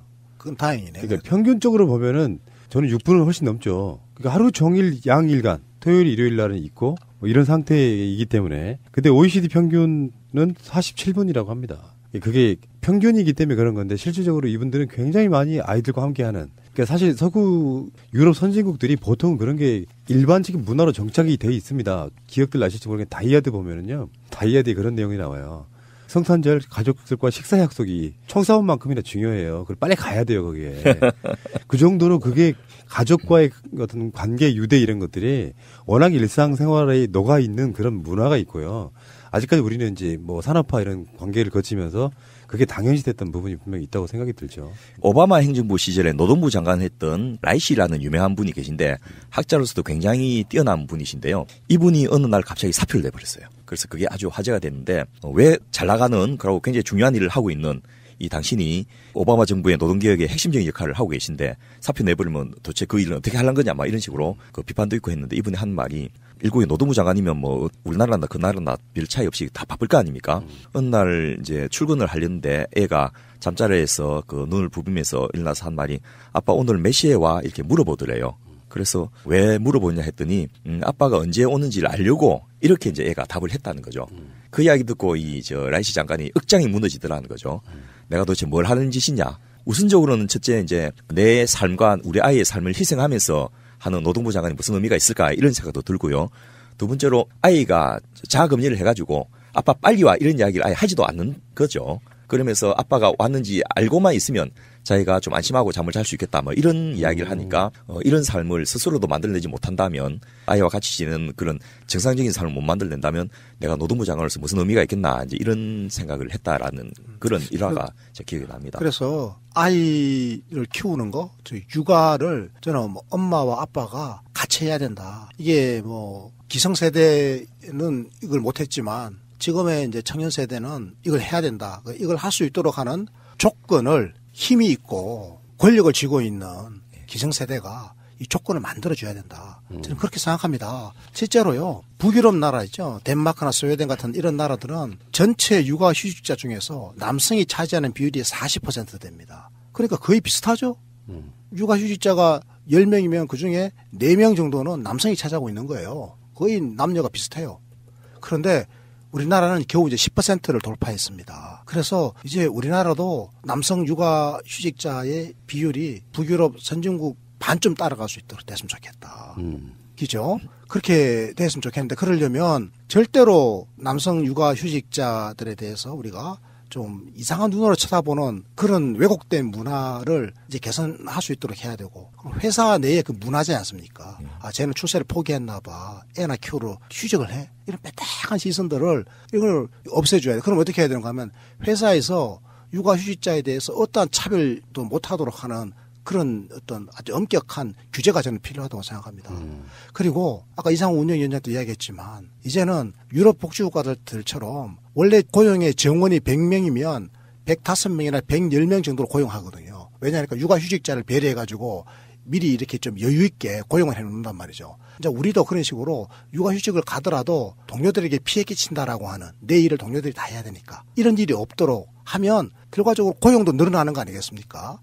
이걸 우리가 이제 좀 받아들일 때가 됐다. 이런 거고요. 그리고 정말로 제가 하고 싶은 이야기는 여성은 무조건 아이를 키운다. 남성은 바깥에 나가서 돈을 벌어온다라고 하는 정말로 오래된 이런 낡은 관념과 관습을 이제는 우리가 극복해야 된다. 그래서 남성이나 여성이나 모두가 자아실현과 함께 그 하고 싶은 일에 헌신해서 자기가 행복해져야 되고 그리고 아이를 낳았을 때는 함께 키우는 이것이 가능해지도록 하는 그런 제도와 문화를 우리가 만들어야 되고 이 깃털을 신속하게 닦아야 되고 문재인 정부 내에서 이게 완전히 좀 굳어졌으면 좋겠다. 그런 기대를 갖고 있습니다. 스웨덴 또 이 육아휴직을 처음 시작할 때 그게 1970년도인데요. 그때는 남성 육아휴직 비율이 3 내지 4%밖에 안 됐다 하더라고요. 근데 지금은 한 20년 하니까 40% 가까이 45%까지 올라갔는데요. 우리나라도 이제 10% 됐으니까 금방 30-40% 되는 것은 가능할 거라 보고요. 우리 사회도 그것을 따라가야죠. 그것이 이제 바른 방향이다 보니까 저도 참 억울하기도 한 게 실제로 이 데이터를 보면서 대한민국의 남성들이 아이하고 같이 지낸 시간이 평균 하루 6분이다 이렇게 나오는데 스웨덴은 하루 5시간이거든요. 그래서 그건 싫은데 그렇게 많은 게 그렇게 좋은 거라고 보지는 않습니다. 근데 제가 아이를 보려고 일찍 집에 가도 사실은 할 게 별로 없어요. 밥 먹으나? 오늘 학교 갔다 왔나? 이거 묻고는 그 다음에는 그냥 멀뚱멀뚱 쳐다보다가 나도 심심하고 지도 답답하니까 텔보러 가버리고 막 이렇게 되는데 왜냐하면 저는 평생을 그렇게 배워왔기 때문에 아버지가 아이에게 뭘 한다는 것 자체가 할 줄 모르는 게 첫째고 두 번째 애도 별로 그걸 좋아하지도 않아요. 제가 보기에는 운영위원장님이 이제 진보 감수성은 좀 뛰어나신데 예. 그쪽이 뭔가 이상하게 굉장히 보수적이시네요. 그런데 그런 것밖에 보고 자라지 않았기 때문에 다르게 뭐 아이하고 아버지하고 잘 지낸 걸 본 적이 한 번도 없거든요. 우리 사례를 소개했듯이 저도 아버지하고 같이 밥 먹는 게 제일 불편했었고 지금 또 우리 아이들이 나하고 같이 밥 먹는 걸 별로 그렇게 좋아하는 것 같지는 않고 그런 상황에서 야 이게 한 세대 이상이 걸리는구나 이런 생각이 듭니다. 아까 퀴즈맨의 이야기가 그냥 남의 얘기가 아니었네요. 그렇습니다. 예. 실제로 그건 이제 사람에 따라서 꼭 운영위원장님이나 대표님이나 저나 세대가 다 그렇다는 아니고 정말 잘 지내는 분도 있어요. 근데 워낙에 밖에 나가서 뭔가 굉장히 많은 일을 했던 사람들 입장에서는 그랬건 당연히 아이들은 집에 있는 아내가 키우고 애들도 엄마 의존성이 굉장히 높아지고 아버지들은 언젠가 내가 노력하지 않으니까 겉돌아서 돈만 벌어다 주는 사람이 돼버리는 이런 가정들이 꽤 있는 거죠. 그건 점수를 바꿔 나가야 될 것 같은데. 특히 경상도 쪽은 아주 심합니다 아직도. 그러니까 보니까 이게 아빠 육아휴직이 단순하게 뭐 내가 휴가 내서 엄마로 돈 받냐 이런 게 아니라 사회에 굉장히 많은 문제를 같이 풀어낼 수 있는 그냥 중요한 요소이기 때문에 이야기를 할 수 있었던 것 같습니다. 근데 보니까요 말씀하신 거 딱 보면 알아. 우리 대표님은 그런 걸 잘하신 분이에요. 예. 엄청 잘하신 분이고 설거지도 잘한답니다. 좋은 소스 가져오셔서 감사드리고 힘들었습니다. 자, 그러니까 정말 힘드네요. 다음 주에 더 좋은 주제로 뵙겠습니다. 고맙습니다. 감사합니다. 할 때 되면 마담조들이 붙어서 결혼을 돈으로 해요. 그리고 이 사람들이 선배들이 룸사롱을 데려가서 처음 여자를 접하게 만들어주거든요. 그게 일상이 돼버리는 거예요. 상식이 돼버리는 거야 자기들은. 그래서 이런 발정난 개들이 많이 나옵니다. 그랬던 폐해가 있었던 거예요 사실. 그러니까 진짜로 일만 하면 뭐 어디 지방 어디에서 검사하면서 일에 치여서 죽는 사람도 있긴 해. 그런데 전반적으로 보면 이런 게 있단 말이에요. 출세 코스 밟는 애. 그 대표적인 게 안태근이고 최규일 이런 애들이잖아요. 막 중앙지검장 거치고 검찰국장 뭐 이렇게 거치고 하면서 그런 애들은 사실은 서류 앉아서 또는 재판에 수사 이런 일을 하는 게 아니라 행정상 법원의 행정처럼 똑같은 역할을 하면서 시간 죽이면 사람 만나는 게 일이고 사람 만나는 게 그냥 우리처럼 소주집에 앉아가지고 대포 한잔 하는 게 아니고 여자들 나오는 술집에 가서 거나하게 놀고 막 옷 다 벗고 놀고 이런 새끼들이 있는 거죠. 그런 문화인 거고 지금 마차님이 말하신 이 리스트들을 보면은 여기 보면 대부분 이런 거예요. 검찰이 뭘 수사를 잘해가지고 무슨 누구 2명을 벗겼다 사건을 밝혀냈다 이런 건 없고 대체적으로 보면 박근혜 때만 해도 이명박 때만 해도 국정원이라는 뒷조사나 하는 그런 조직을 이용해가지고 검찰을 꽉 잡아놓은 다음에 검찰이 위해서 법무부 장관이나 국무총리나 검찰총장 이런 사람들이 제대로 된 수사를 못하게 해서 진짜 중요한 권력형 비리 사건 같은 거를 입막음하고 무마해서 사건을 덮어버린 사건들이에요. 대부분 보면은. 최근에 여기 지금 리스트에 올라가 있는 것 중에 유우성 간첩 조작 사건도 사실은 실질적인 주범들은 국정원인데 이 사람들 수사함에 있어가지고 검찰이 제대로 밝혀내질 않으니까 나라가 다 썩어버리는 거예요. 그런데 난 이렇게 봐요. 검찰이 권력의 외압 이런 걸 떠나가지고 모든 검찰이 서울중앙지검부터 시작해서 뭐 동부지검, 뭐 경기도 어디, 전라도 어디, 대구 어디, 부산 어디 다 똑같은 방식으로. 난 우린 그렇게 못해. 지금 그 춘천지검 관련해가지고 강원랜드 그것도 지금 검찰이 외압을 행사해서 수사를 못하겠다는 거 아닙니까? 근데 정반대로 모든 일선의 검사들이 일어서듯이 우리는 그렇게 못한다라고 하면 이거 통제 못해요. 근데 검사동일체 상명하복 이런 걸로 해가지고 바로 덮어주는 게 무슨 의미가 있냐고. 잠시 후에 오겠습니다. 아직까지 적폐청산이 안 된 곳이 사법부라고 했잖아요. 마찬가지예요. 검찰도 지금까지 한 번도 과거사 정리를 하지 않은 기관이기 때문에 검찰 전체의 역사적인 사건을 돌이켜보는 것은 물론 현재의 검찰을 만든 적폐청산 차원의 과거사 정리 이런 의미다 이렇게 이야기를 하고 있거든요. 그래서 대검 진상조사단이 꾸려졌는데 교수 12명, 변호사 12명, 검사 6명 이렇게 30명으로 구성된다 그러는데 저는 이런 얘기가 되고 싶어요. 다 모든 분야에서 적폐청산하니까 요식행위로 안 했으면 좋겠다예요. 진정하게 한번 확 뒤집어 까줘야죠. 네, 이게 그동안 검찰이라는 조직이 대한민국에서 차지했던 이 범위, 비중이 너무나 컸기 때문에 이런 진상조사단으로 가능할지 저는 의심스러운 면이 있어요.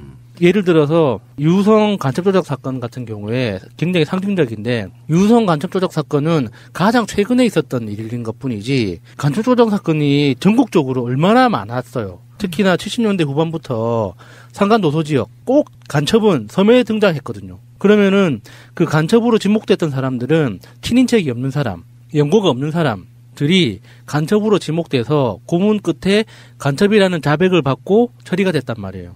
근데 그런 게 언론에 제대로 드러난 적도 없고 이게 지역의 작은 역사로 묻혀버린 사건들도 굉장히 많거든요. 근데 그런 것들도 검찰의 적폐 중에 하나죠. 절대 지워버려서는 안 되는 역사인데 이 건건이 그러니까 김근태 고문 사건 이것만 가지고도 고문과 관련된 카테고리 하나로도 그 검찰의 오랜 적폐들을 파헤치다 보면은 엄청나게 많을 거란 말이에요. 근데 이게 어떤 그 시험 치면서 요점 정리하듯이 과거에 있었던 여러 가지 적폐 중에 가장 상징적으로 유명한 거 몇 가지 정리해서 1차, 2차, 3차로 이렇게 한다고 해서 이게 과연 실질적인 적폐를 청산할 수 있을까? 이게 검찰들이 자기 반성하는 그런 방법으로 입막음용으로 쓰는 건 아닐까 하는 그런 의심이 드네요. 그러니까 진짜 중요한 핵심은 이번에 그 서지현 검사 건도 진상조사단이 꾸려졌지만 한계는 뭐냐면은 뭐 그 조희진 단장의 문제를 떠나가지고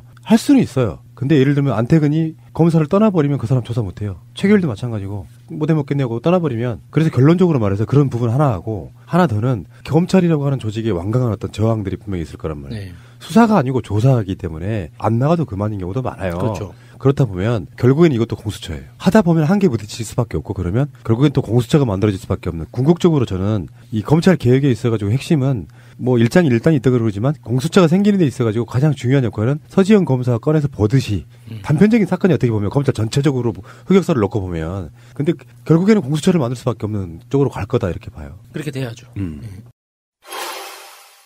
그래서 이 위원회가 요식행위로 끝날 가능성이 높아요. 6개월 동안 활동하겠다. 물론 연장이 한 3개월 정도 할 수 있다 그래요. 그러니까 연장이 되면 11월. 지금부터 시작해가지고 6개월 플러스 3개월인데 이 기간 안에 이런 걸 만들 수 있을 것이냐. 무슨 뭐 교수 12명, 변호사 12명, 검사 6명, 총 30명으로 이렇게 구성된다 그러는데 정말 요식행위가 아니기를 간절하게 바랍니다. 사실 이게 요식행위가 될 확률이 너무 높은 게 우리 그 이명박 다스 관련해서 다스 특검이 있었잖아요. 그 다스 특검들이 수사가 끝나고 나서 수사 기록을 검찰한테 다 넘기지 않았대요. 뉴스에 나온 거에 의하면. 그러면 어떻게 되는 거냐 하면 지금 조사위원회라고 이게 조사를 하고 있지만 6개월, 8개월 갖고 한시적으로 이것만 뭐 대충 보고서 내고 끝나겠다는 의도로 보여요. 왜냐하면 이 수사 기록들을 다 살펴볼 시간도 부족할 거예요, 아마. 이 6개월, 8개월. 그렇겠지. 다 서류일 텐데요. 네. 서류. 다 서류예요. 아니면 모니터에 앉아서 보든지 봐야 돼요. 그리고 쟁점을 뽑아내야 되고 그 당시 검찰이 어떻게 이거를 잘못했는지를 명명백백하게 밝혀내려면 증거자료로 움직여야 되는데 시간이 부족하다는 거고요. 첫 번째는 시간이 부족하기 때문에 이것을 한시적으로 6개월, 8개월이 이거의 문제가 아니라 상시 조직으로 만들어놔야 된다는 거예요. 검찰이 진정 본인들이 과거사를 깨끗하게 단절하고 앞으로 좀 더 깨끗한 검찰로 거듭나기 위해서는 공수처는 자기들 입장에서 반대한다 손치더라도 정말 모양을 제대로 내기 위해서라도 이런 조직이 상설 조직으로 있지 않으면 불가능한 얘기예요. 이거는. 그러니까 최근에 기무사가 현충원 가가지고 선 씻었잖아요. 세심식이라고. 금분세수. 근데 최근에 KBS 특종 중에는 그게 있어요. 기무사가 온라인에서 활동한 게 아니라 오프라인 내에서 각종 무슨 조직들 만들어가지고 선거에 개입하고 김대중 노무현 대통령 흠집내고 막 표현들이 웃겨요. 정말 실제로 불과 얼마 전까지 대통령이었던 사람들에 대한 표현이 맞나 싶을 정도로 현직 기무사 간부들이 하는 말들이 이렇게 나오거든요. 그런 것처럼 요식행위가 되면 안 되고 진짜 중요한 건 내가 봤을 땐 그래요. 기무사한테 하고 싶은 말은 우리가 뭘 잘못했는지부터 깔아. 세심식이라고 그래서 마음을 씻어내고 앞으로 정치 개입 안 하겠다 할 게 아니라 자기들 자발적으로 어떤 잘못을 했는지를 까는 게 먼저고요. 네. 검찰도 마찬가지죠. 검찰 입장이라는 것도 물론 아까 말씀드리다시피 지금 현재로는 방법이 기승전 공수처라고밖에 볼 수가 없는데 문제는 솔직히 말씀드리면 안 하는 것보다 낫죠. 이런 행위를 안 하는 것보다 나은데 그건 그렇죠. 예. 하려면 제대로 해라. 그래서 진정성을 의심받지 않게끔 하는 게 중요한데 요식행위로 해서 그냥 우리도 과거청산했어. 이제 우리 검찰은 정치적 행위하지 않는다. 이렇게 되면 안 되고요. 가장 먼저 중요한 건 정말 처절한 고백. 아까 다른 방송에서 말씀드린 것처럼 이명박이 스스로 자기 자신의 죄를 국민들한테 이실직고 하는 게 중요한 거하고 똑같은 거예요. 네. 그래야 그런 일이 반복이 안 되는데 억울해 이런 방식으로 가면 안 된다는 것이죠. 노무현 대통령 때 과거사정리위원회라는 걸 만들었었잖아요. 그래서 이명박이 취임하자마자 없애버렸죠. 그런 형식의 아까 명동님이 말씀하셨던 것처럼 상설적인 기구가 필요한 것 같아요. 이런 적폐가 검찰에만 존재하는 게 아니잖아요. 그리고 검찰에서 정확하게 제대로 수사를 했음에도 불구하고 사법부 가서 뒤집어진 사례들도 있을 테고 경찰 단계에서부터 억울한 일이 생겼던 일도 있을 테고 그리고 전두환 박정희 시대 때부터 실종되거나 이렇게 의무사된 그런 분들이 아직 밝혀지지 않은 사건들이 굉장히 많잖아요. 그래서 이런 것들을 각 부처별로 알아서 자아성찰해라. 그래서 스스로 청산해라라고 하는 것보다 이렇게 나중에 공수처가 만들어질 테지만 공수처와는 별개로 우리나라의 현대사를 정확하게 검증하고 정리한다는 그 의미에서 과거사정리위원회 같은 게 생기면은 좋겠다는 생각을 합니다. 진상조사단이 지금 교수 12명, 변호사 12명, 검사 6명이라 그랬잖아요. 근데 이게 1차에 선정된 사건이 지금 14건인데 그중에서 이명박 관련이 3건이기 때문에 변호사 1명당 거의 각 1개씩 맞는 거예요. 근데 저의 의문은 이 사람들이 교수나 변호사나 검사가 이 기간 동안에 풀타임으로 이걸 뛸까요? 아니잖아요. 아니 그렇게 할 거예요. 파견 나와서 하는 거니까. 동부지청에 사무실이 하나 만들어진대요. 그건 이제 내가 보기에 법무부 장관과 검찰총장의 의지라고 봐요. 안 하는 것보다 나아, 분명히. 왜냐면 이게 한 번 더 건드려주면 검찰만 조사를 다시 하는 건 아니고 언론이 같이 움직여주고 국민들이 좀 따라주는 부분이 있기 때문에 안 하는 것보다 나은데 마음속으로 이렇게 하면 검찰이 죄를 사하겠지. 검찰에 대해서 국민적 분노가 줄어들겠지. 이건 아니길 바란다는 거예요. 진심으로. 왜 정영식 또 열받네. 왜 그러냐면은 정영식 같은 자들이 그렇게 족같은 판결 내려놓고 요즘에 욕을 안 하려고 엄청 노력하는데 내려놓고 나 몰라 하고 삼성으로 떠나버리면 그러니까 삼성으로 안 떠나더라도 욕먹을 테니까 당연히 떠나겠어요. 뭔가 반대 급부를 받아가지고 그렇게 어떤 사법 체계를 교란시켜버리잖아요. 마찬가지로 검사 이 새끼들이 그런 놈들이 한둘이냐고. 비리 저질러가지고 뭐 나쁜 짓거리 해가지고 정권에 잘 보여가지고 예전에 얼마 전까지만 해도 정관에 의해서 싹 쓸어버리고 수십억대 수임료 받고 이런 식으로 가니까 문제인 거죠. 명정님 말씀은 아까 그게 좀 굉장히 분노합니다, 진짜. 이게 뭐냐면 검사가 되면 다 그러면 씨발 나라가 어떻게 돌아가냐고. 내가 봤을 땐 안 그런 사람들이 훨씬 많은 거라고 난 믿고 싶어요.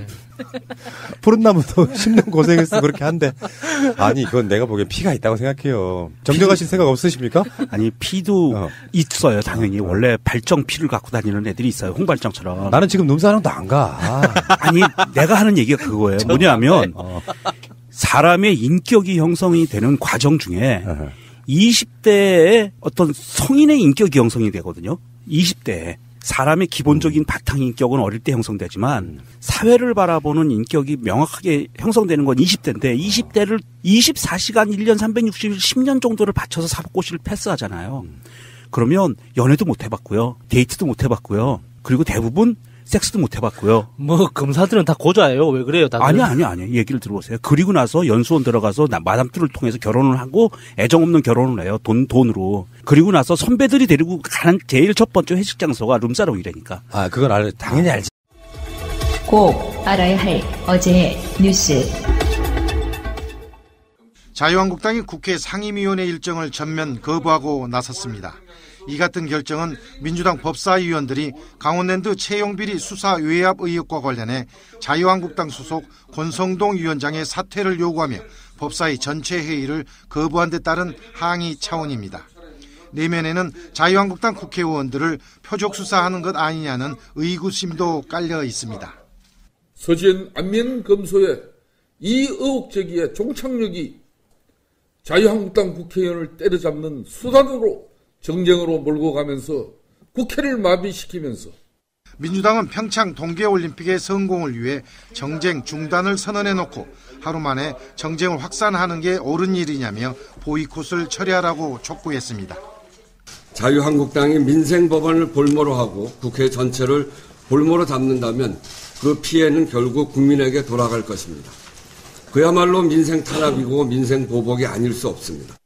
평창올림픽에 맞춰 북측이 김정은의 여동생인 김여정 노동당 제1부부장을 내려보낸 것을 놓고도 여야 간 공방이 이어져 국회 일정이 당장 회복되기는 어려울 전망입니다. 다만 지방선거 선거구 획정을 비롯해 민생입법을 손 놓고 있을 경우 비판 여론이 설 민심에까지 영향을 미칠 수 있다는 점에서 일정 기간 냉각기를 거친 뒤 해빙 기류가 모색될 가능성도 있습니다. 경찰이 파악한 신현희 강남구청장의 횡령 액수는 9,300만 원입니다. 2010년부터 약 5년 동안 구청 부서에 지급될 포상금과 경력금을 빼돌린 겁니다. 총무팀장이 현금화해 비서실장에게 전달하면 비서실장이 신구청장의 지시를 받아 돈을 썼습니다. 신구청장은 이 돈으로 미용실에 가거나 화장품을 사기도 했습니다. 동문회비와 당비로도 사용됐습니다. 신구청장은 또 2012년 한 의료재단에 청탁해 여동생의 남편 박모 씨를 취업시킨 혐의도 받고 있습니다. 이 재단은 강남구청이 요양병원 운영을 맡긴 곳입니다. 박 씨는 26개월 동안 재택근무를 하면서 한 달에 한 번 간단한 단가 비교표를 제출하는 업무만 맡았습니다. 그 기간 동안 박 씨는 다른 직원들보다 2배가량인 1억여 원을 받았습니다. 신구청장은 경찰 조사에서 비서실장에게 개인 돈을 맡겨놓고 쓴 것이고 취업 청탁도 비서실장이 알아서 한 일이라며 혐의를 부인했습니다. 경찰은 증거인멸 우려가 있다며 신구청장에 대해 구속영장을 신청했습니다. 공범인 전현직 총무팀장 3명도 신구청장과 함께 검찰에 넘길 계획입니다. 국민의당 송기석 전 의원은 광주 서구갑, 민주평화당 박준영 전 의원은 전남 영암 무안 신안이 지역구였습니다. 이로써 6월 재보궐선거가 확정된 곳은 서울 2곳과 영남 2곳까지 합쳐 모두 6곳이 됐습니다. 지방선거에 출마하기 위해선 5월 14일까지 의원직을 사퇴해야 하는데 특히 호남 지역 시도지사에 출마하려는 현역들이 많습니다. 지난 총선 때 호남을 독차지했던 국민의당이 깨지면서 도전자들이 다양해진 겁니다. 당장 전남지사 선거엔 민주당 이계호, 민평당 박지원, 국민의당 주승용 의원의 출마가 거론됩니다. 광주시장엔 국민의당 김동철, 민평당 김경진 의원이 출사표를 던질 가능성이 있습니다. 호남에서만 7곳 이상에서 재보궐선거가 열릴 수 있는 겁니다. 국민의당 이후 호남의 주도권을 노리는 민주당과 바른미래당, 그리고 민평당으로선 놓칠 수 없는 미니 총선입니다. 이런 가운데 다음 주엔 충남 천안갑의 자유한국당 박찬우 의원의 대법원 선고가 예정돼 있어 6월 재보궐선거 지역은 더 늘어날 수도 있습니다. 방송 중간에 좋아요를 눌러주시면 새날팀들에게 큰 힘이 됩니다. 미리 감사합니다. 트위터가 진짜 언론입니다. 가벼운 이야기부터 한번 할게요. 워낙에 야수님의 관심 사항이기도 하고 김태호 PD가 무한도전을 하차하겠다 선언했어요. 그러니까 김태호 PD 입장에서도 그럴 것 같아요. 내가 PD라도 12년 동안이나 한 프로그램만 맡고 있으면은 해보고 싶은 프로가 있을 거 아니에요. 다른 포맷으로. 근데 그게 시청률이 잘 나오니까 김태호 너는 무한도전만 해 하면 PD 입장에서는 그게 매너리즘에 빠져요. 워낙에 단련돼 있고 훈련돼 있는 스텝과 출연자들과 하면 새로운 도전을 못해.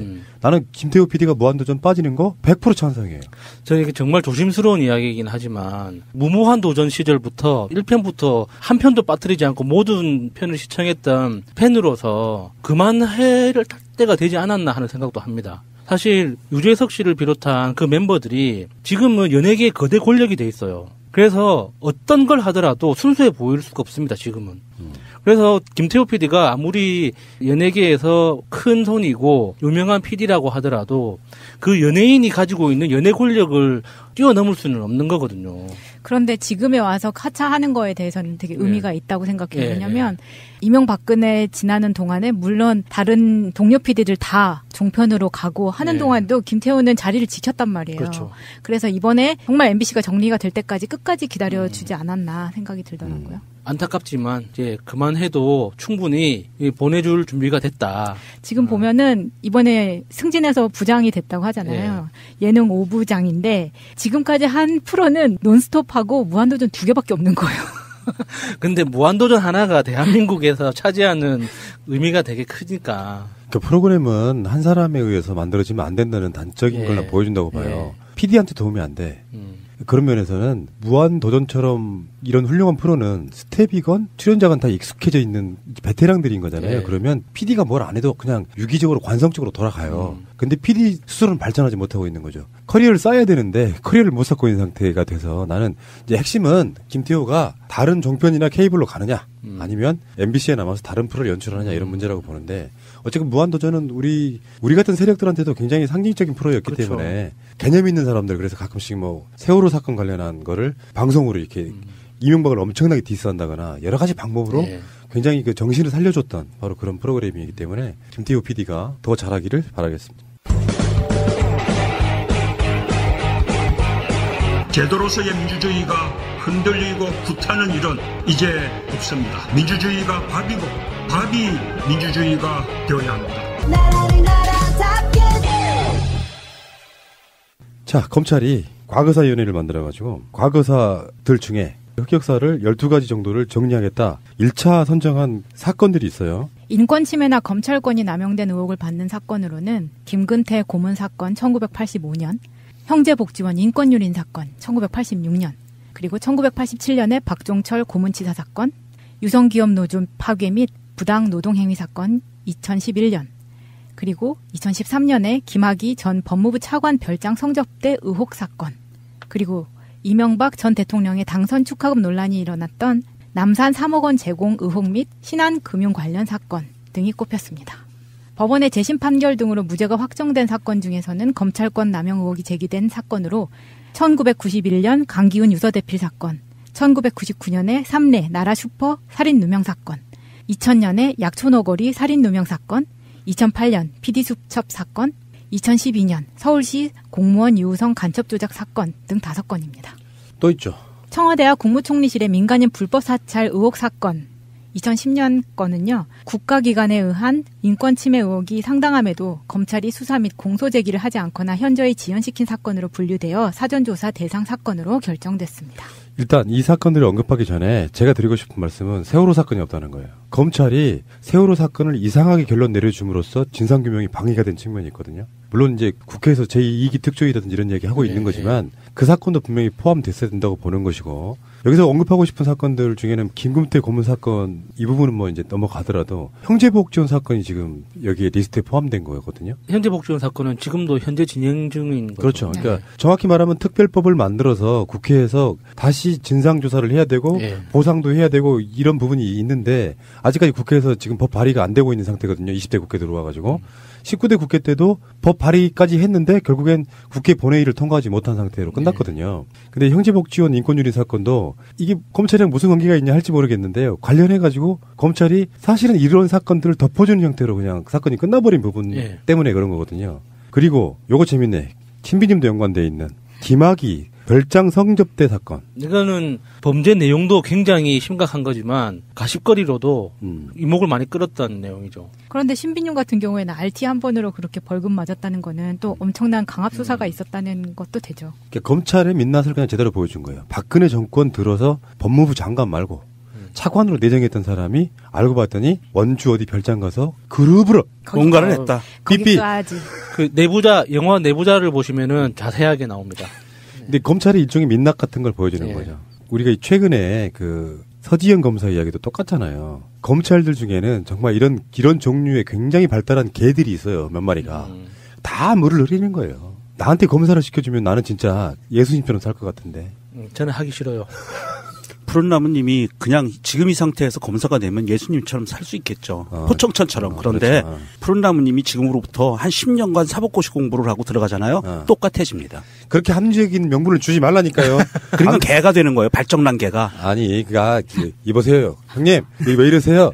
검찰이 다 그렇지 않아. 일부 이런 애들이 있고, 아니, 이런 거 있잖아. 내가 특별히 양심 발라서가 아니라, 살아보니, 내 위치에 있는 사람 입장에서는 행동을 조심해야겠다라는 게 생겨요. 예. 근데 그런 것들이 없는 새끼들이 평생 검찰에 오다가 차관급 정도 올라가면 검찰의 출세 코스 밟은 건데, 그러니까 똑같이 군 생활을 해도 어떤 사람은 내가 쫄병 때 맞았기 때문에 나도 때리는 새끼가 있고 어떤 사람은 내가 맞았기 때문에 나는 후임들을 안 때릴 거야 하는 사람이 있거든요. 아니 그러니까 명정님 논리대로라면 모든 검찰이 다 개다? 그건 아니잖아. 그건 아니죠. 예, 예. 일부 애들이 이런 사람들이 있는데 이런 사람들을 놓고 이제 푸른 나무로도 사법고시 한 10년 준비해서 올라가면 그렇게 할 거다. 안 그래요. 왜 이러세요?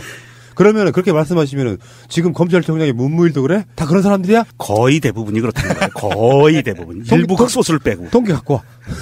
그래서 통계까지는 필요 없고요. 사법고시 보고 옛날에 그 사법연수원 2년까지 거치고 나잖아요.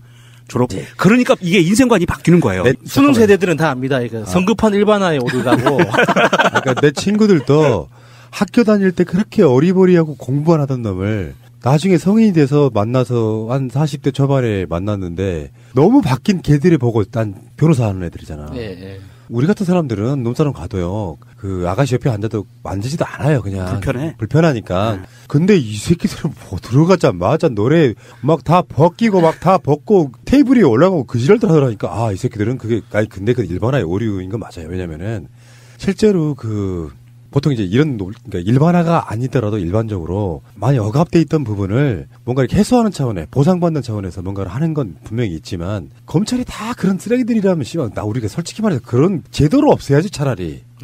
그건 말도 안 된다고 생각하고 내가 봤을 때 성급한 일반화의 오류를 하나 더 할게요. 명종님이 그렇게 공부를 했다. 나도 검사가 되면 나 그렇게 질펀하게 놀아야지 했을 거야. 그럴까봐 합격을 하지 않았다. 아니 뭐 합격을 하지 않은 거는 아니고요. 몇 년간 해보니까 이건 정말 인간으로 할 짓이 아니다라는 걸 느끼고 그만뒀거든요. 그걸 저런 식으로 이렇게 풀어가면 되는데 푸른 나무를 걸고 넘어지셔가지고 왜 이러세요 진짜. 브로맨스를 나누는 사이에서 뭐 그 정도 예측은 가능하지 않을까. 나는 진짜로 그런 거 싫어해요. 내가 억울해서 그래. 내가 어렸을 때부터 그런 걸 별로 안 좋아하는 성향이에요.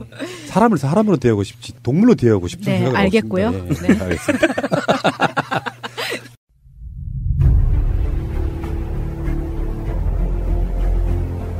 국민들은 국가의 존재 이유가 무엇이냐고 물었습니다.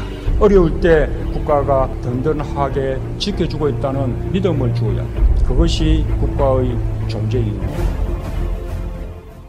정권 연장을 위한 싱크탱크 39번째 시간 되겠습니다. 자, 39번째 시간에 여전히 개근해 주시는 세 분 소개해드리겠습니다. 퀴즈맨 서정우님. 오늘은 제가 1번이군요. 예, 서정우입니다. 반갑습니다. 마음의 준비가 안 됐을 때 바로 치고 들어가는데 잘 받아치시는데요. 알겠습니다. 벌써 1년이 넘었기 때문에. 네. 자, 이상구 복지국가 소사이어티 운영위원장님. 예, 반갑습니다. 이상구입니다. 사실상의 복지국가 소사이어티는 이상구 운영위원장님이 다 운영하시죠? 예, 막노동을 이제 주로 제가 하죠. 그러면 대표님은 뭐 하실까요? 궁금해요. 대표님은 이제 고고하게 막노동을 시키죠. 예. 복지국가 소사이어티에 막노동을 시키시는 사실상의 대표, 공동대표 이상희님 나오셨습니다. 안녕하세요. 이상희입니다. 예. 이 방송이 유머 코드가 별로 없어서 앞부분에 용을 쓰고 있습니다만. 들으시는 분들이 참 애쓴다.